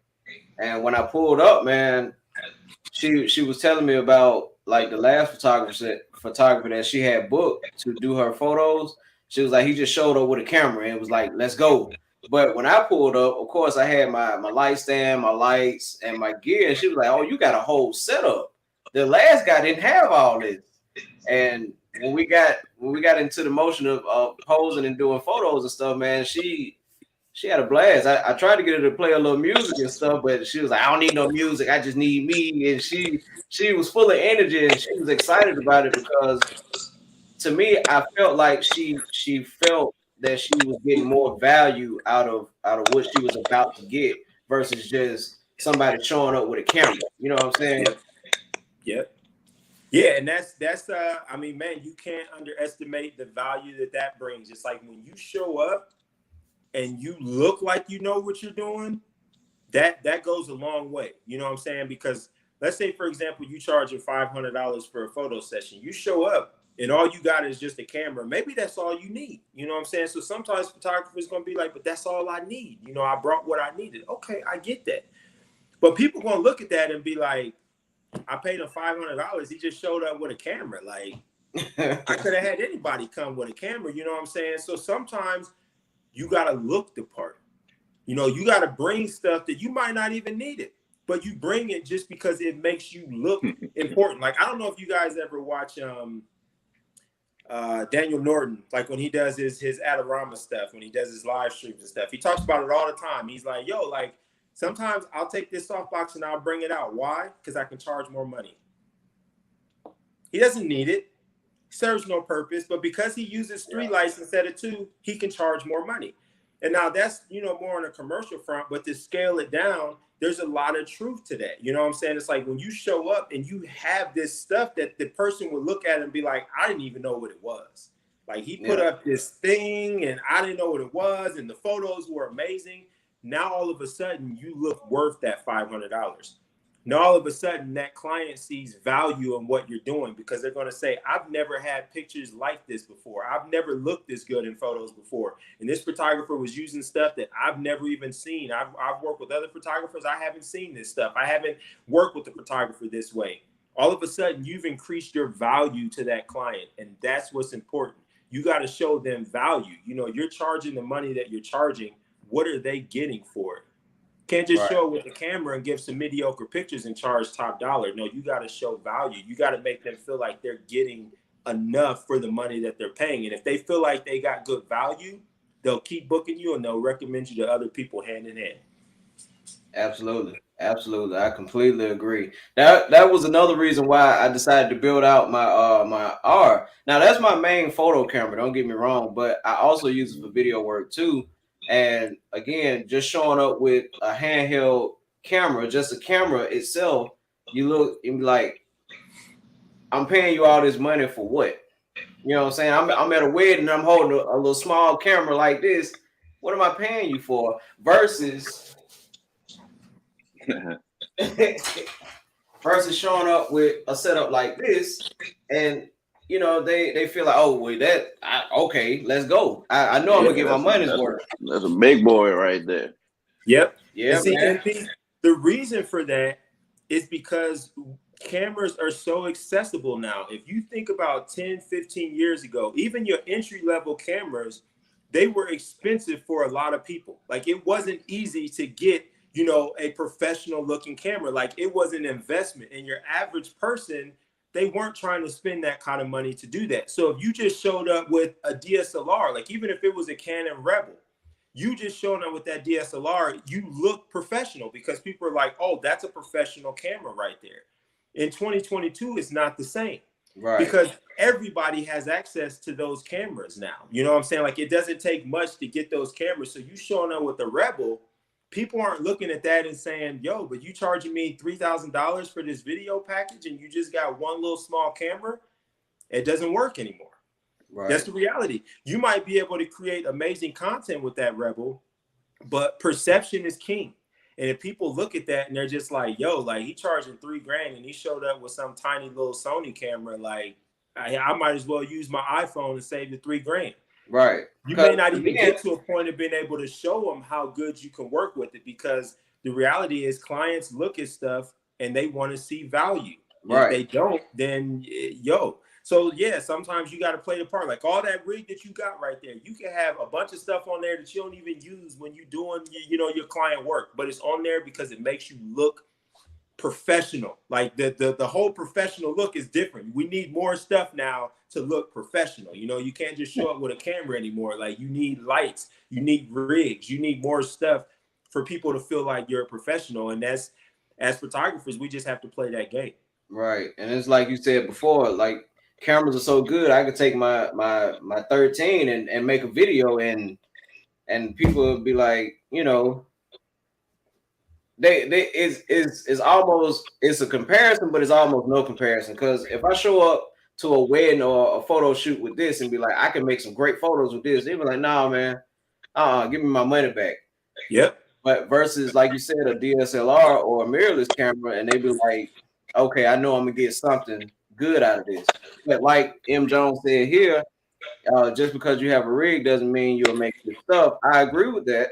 You know, you got to put the time in to master your craft, you know, to know what you're doing. A lot of the things that I have on this rig solve problems that I was having doing video work, which is like battery life or a lighting situation or audio situation. So what I have over here, it all works. It makes a difference for what I needed to do. Yeah, and I think M. Jones is kind of looking at it differently than what I'm saying. You know, like what I'm speaking to is perception, which has nothing to do with actual skill level.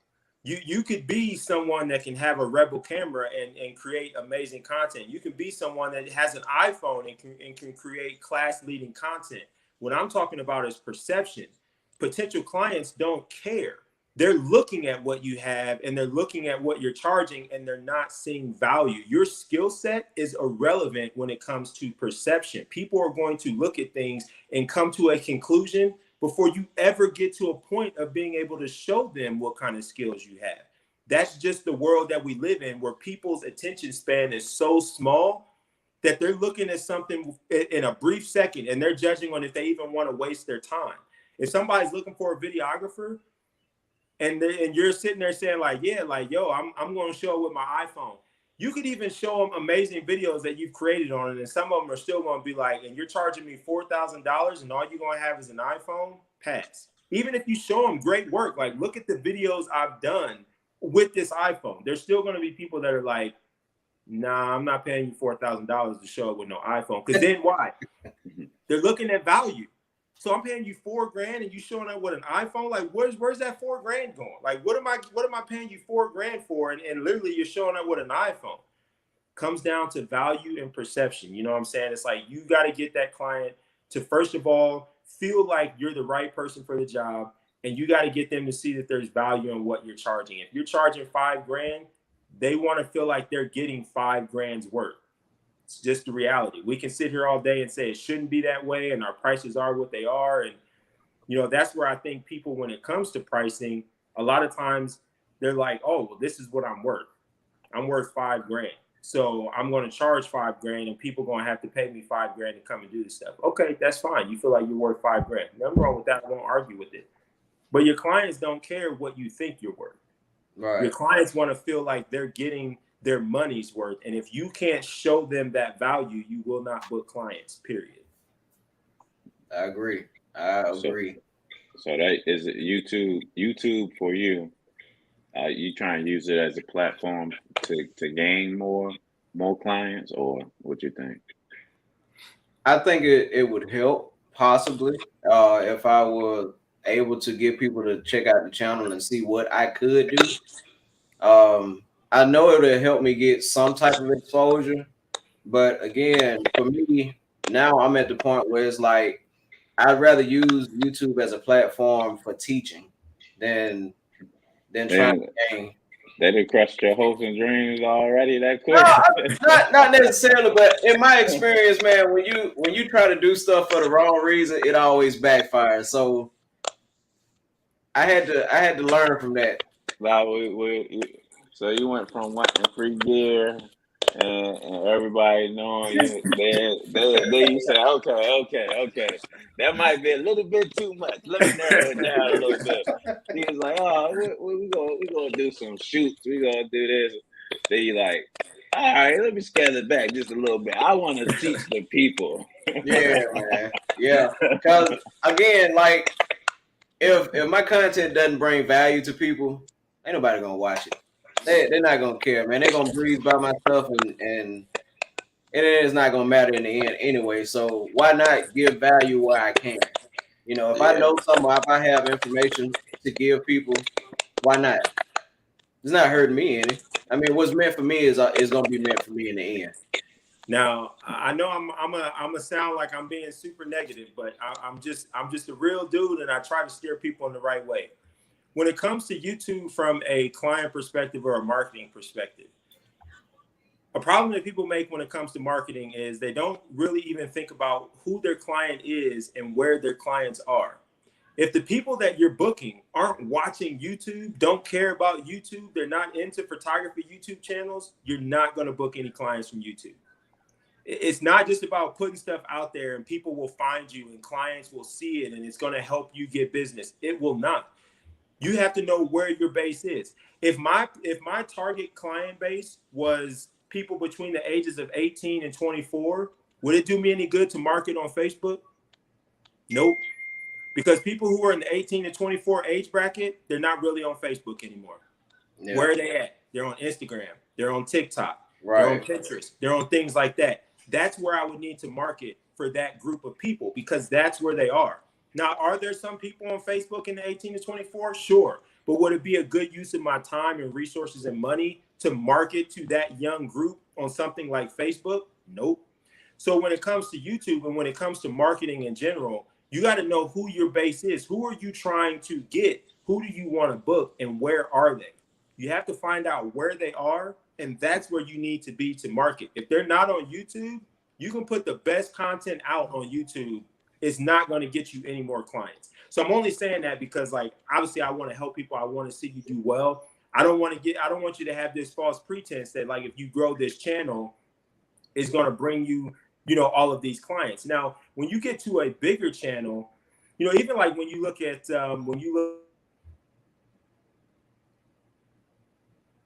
Oh, something happened. Oh, you cut out.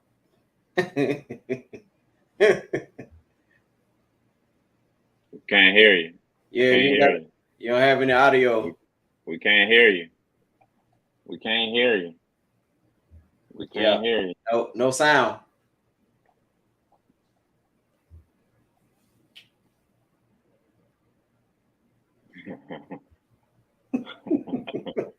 Yeah, blocking him out.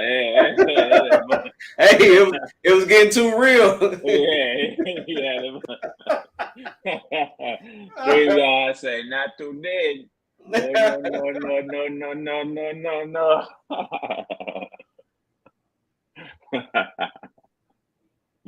Oh man, look, he like, oh, I gotta get this point across. Look. Oh man. Yeah. So my approach with the situation, you know, I do basically all this for fun, you know? Right. So, and it's a good approach to have because, you know, of course I want growth and all that, but by me really like enjoying making the content that I make is like a win-win situation for me, you know? Right. So you start to be able to get like all of those things in terms of like people knowing who you are, or you know, like if you want gear, you know, like the biggest achievement right now is like Nikon sending me stuff. So all of that type of stuff coming into play is like it's good because it's like I'm making content that I'm having fun with, and everything is like falling where it falls, you know. Yeah, I got you. It say you hey Toglife, it say that you muted your mic for some reason.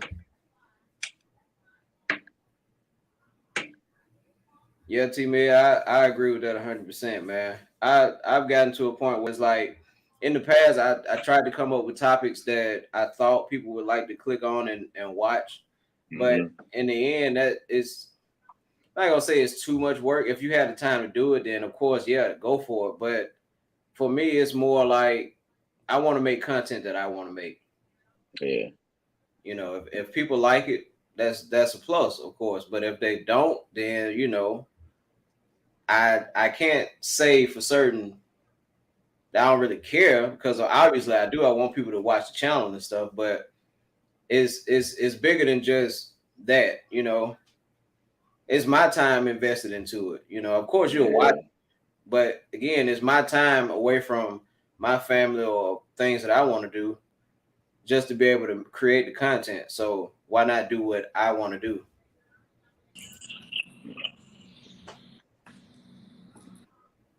You back? Still can't hear you. Can't hear you. Oh, I ain't talking yet. No. Can't hear you. Still can hear me? Yeah, you can.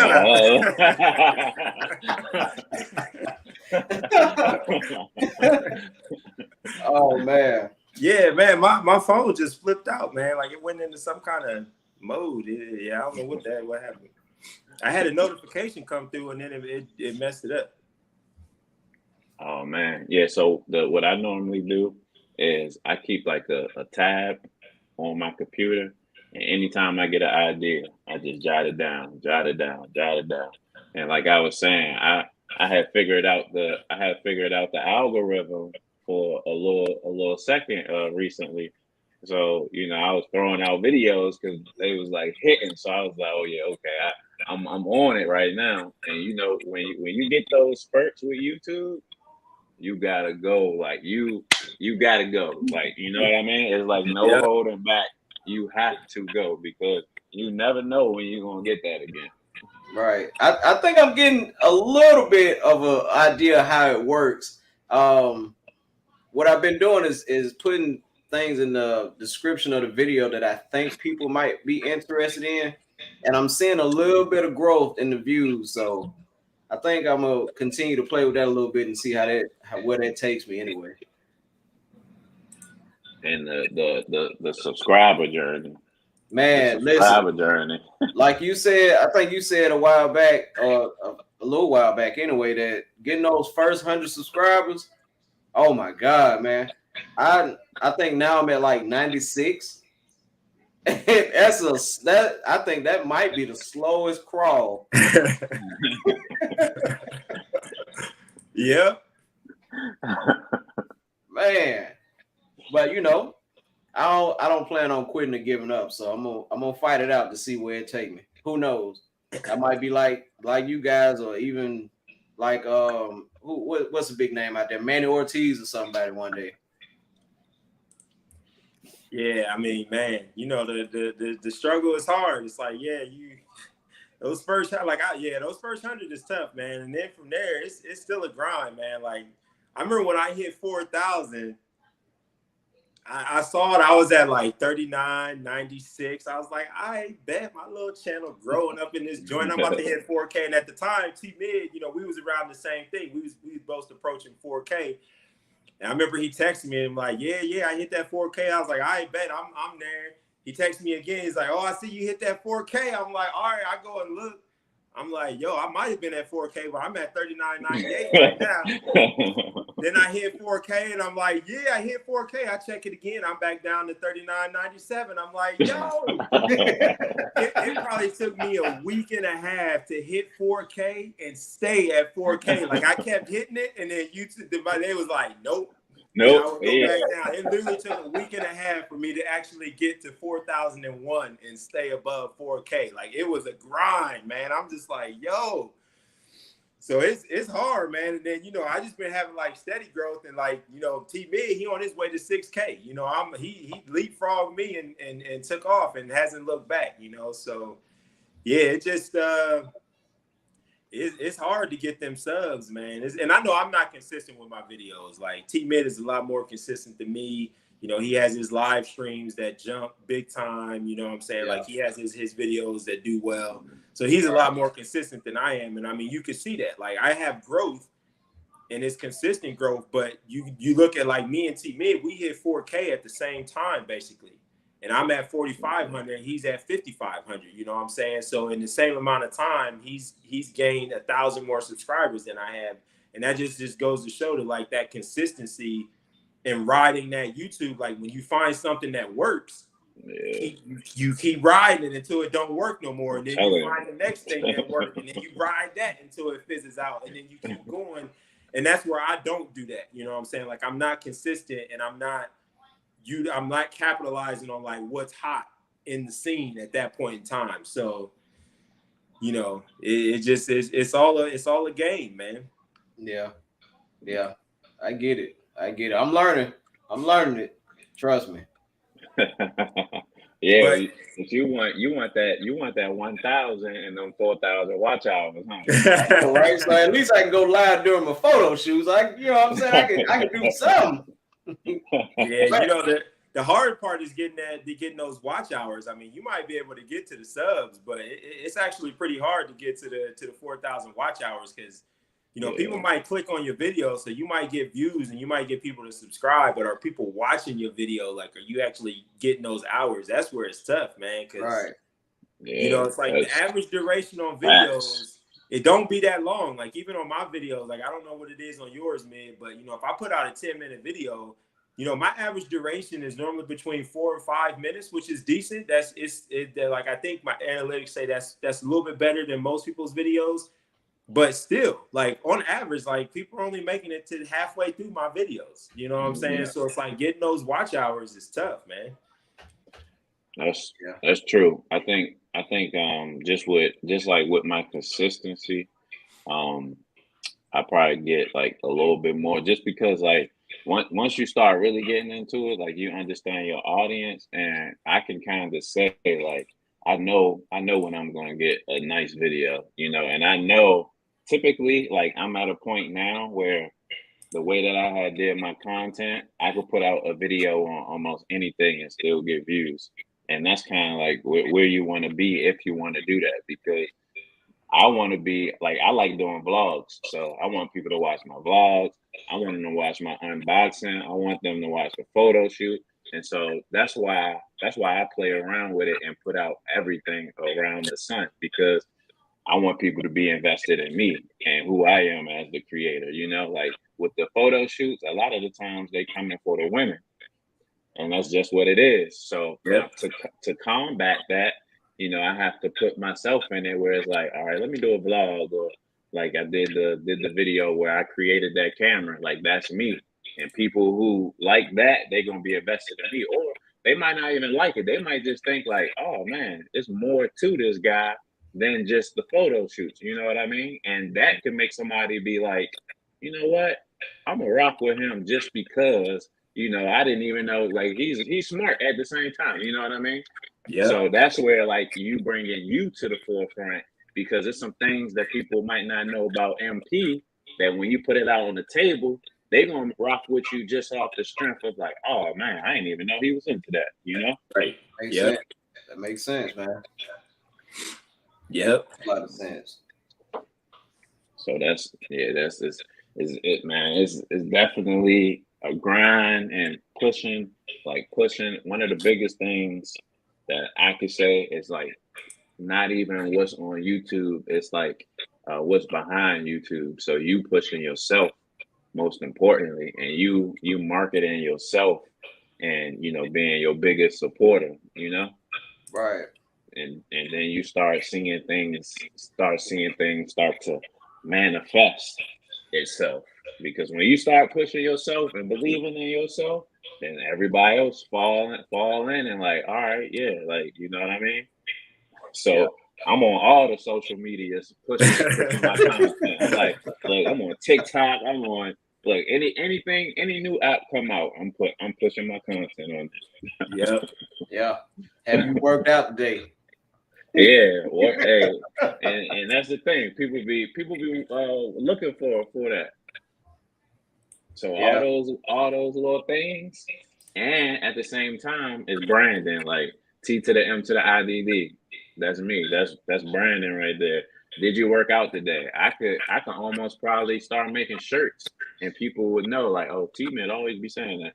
You know what I mean? Right. Yep. I get it. Yeah, so those are types of things that I really be trying to push like that. Like right now, you have an idea of the next video you want to put out? Yeah, I if you're you know those clamshell reflectors. Yeah.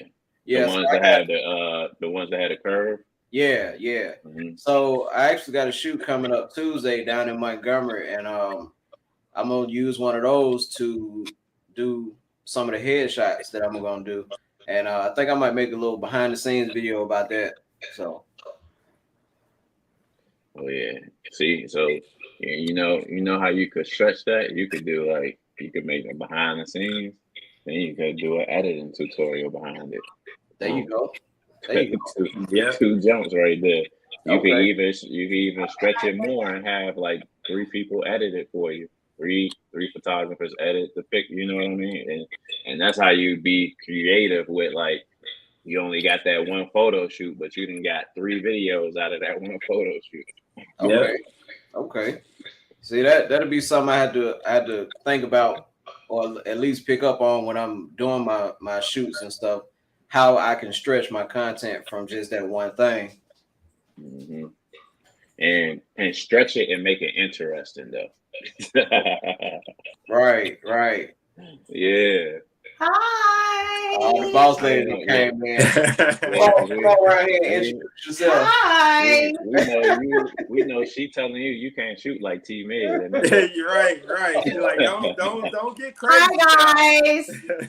How you doing? I cannot complain. I'm trying to get him to hit the road with me real quick, so I don't know. Oh yeah, yeah. What I mean. Yeah. We've been on here 2 hours. You better log off and go hit that road. 2 hours? Yeah, man. The conversation got deep for a minute. It did. It got real deep. Yeah. But listen, man, I appreciate you guys for stopping through. Y'all heard the wife said, I got to go and do my husband duties now. So. Yeah, that's it. You got to have that balance, bro. Right. But we will definitely do this again, man, because I really enjoyed this conversation, man. It answered a lot of questions that I had for real. So we definitely do it again. Sure. Bet. Yep. All right, man. All right, man. Y'all take care, man. I'll holler at you guys. Peace, brother. Peace out.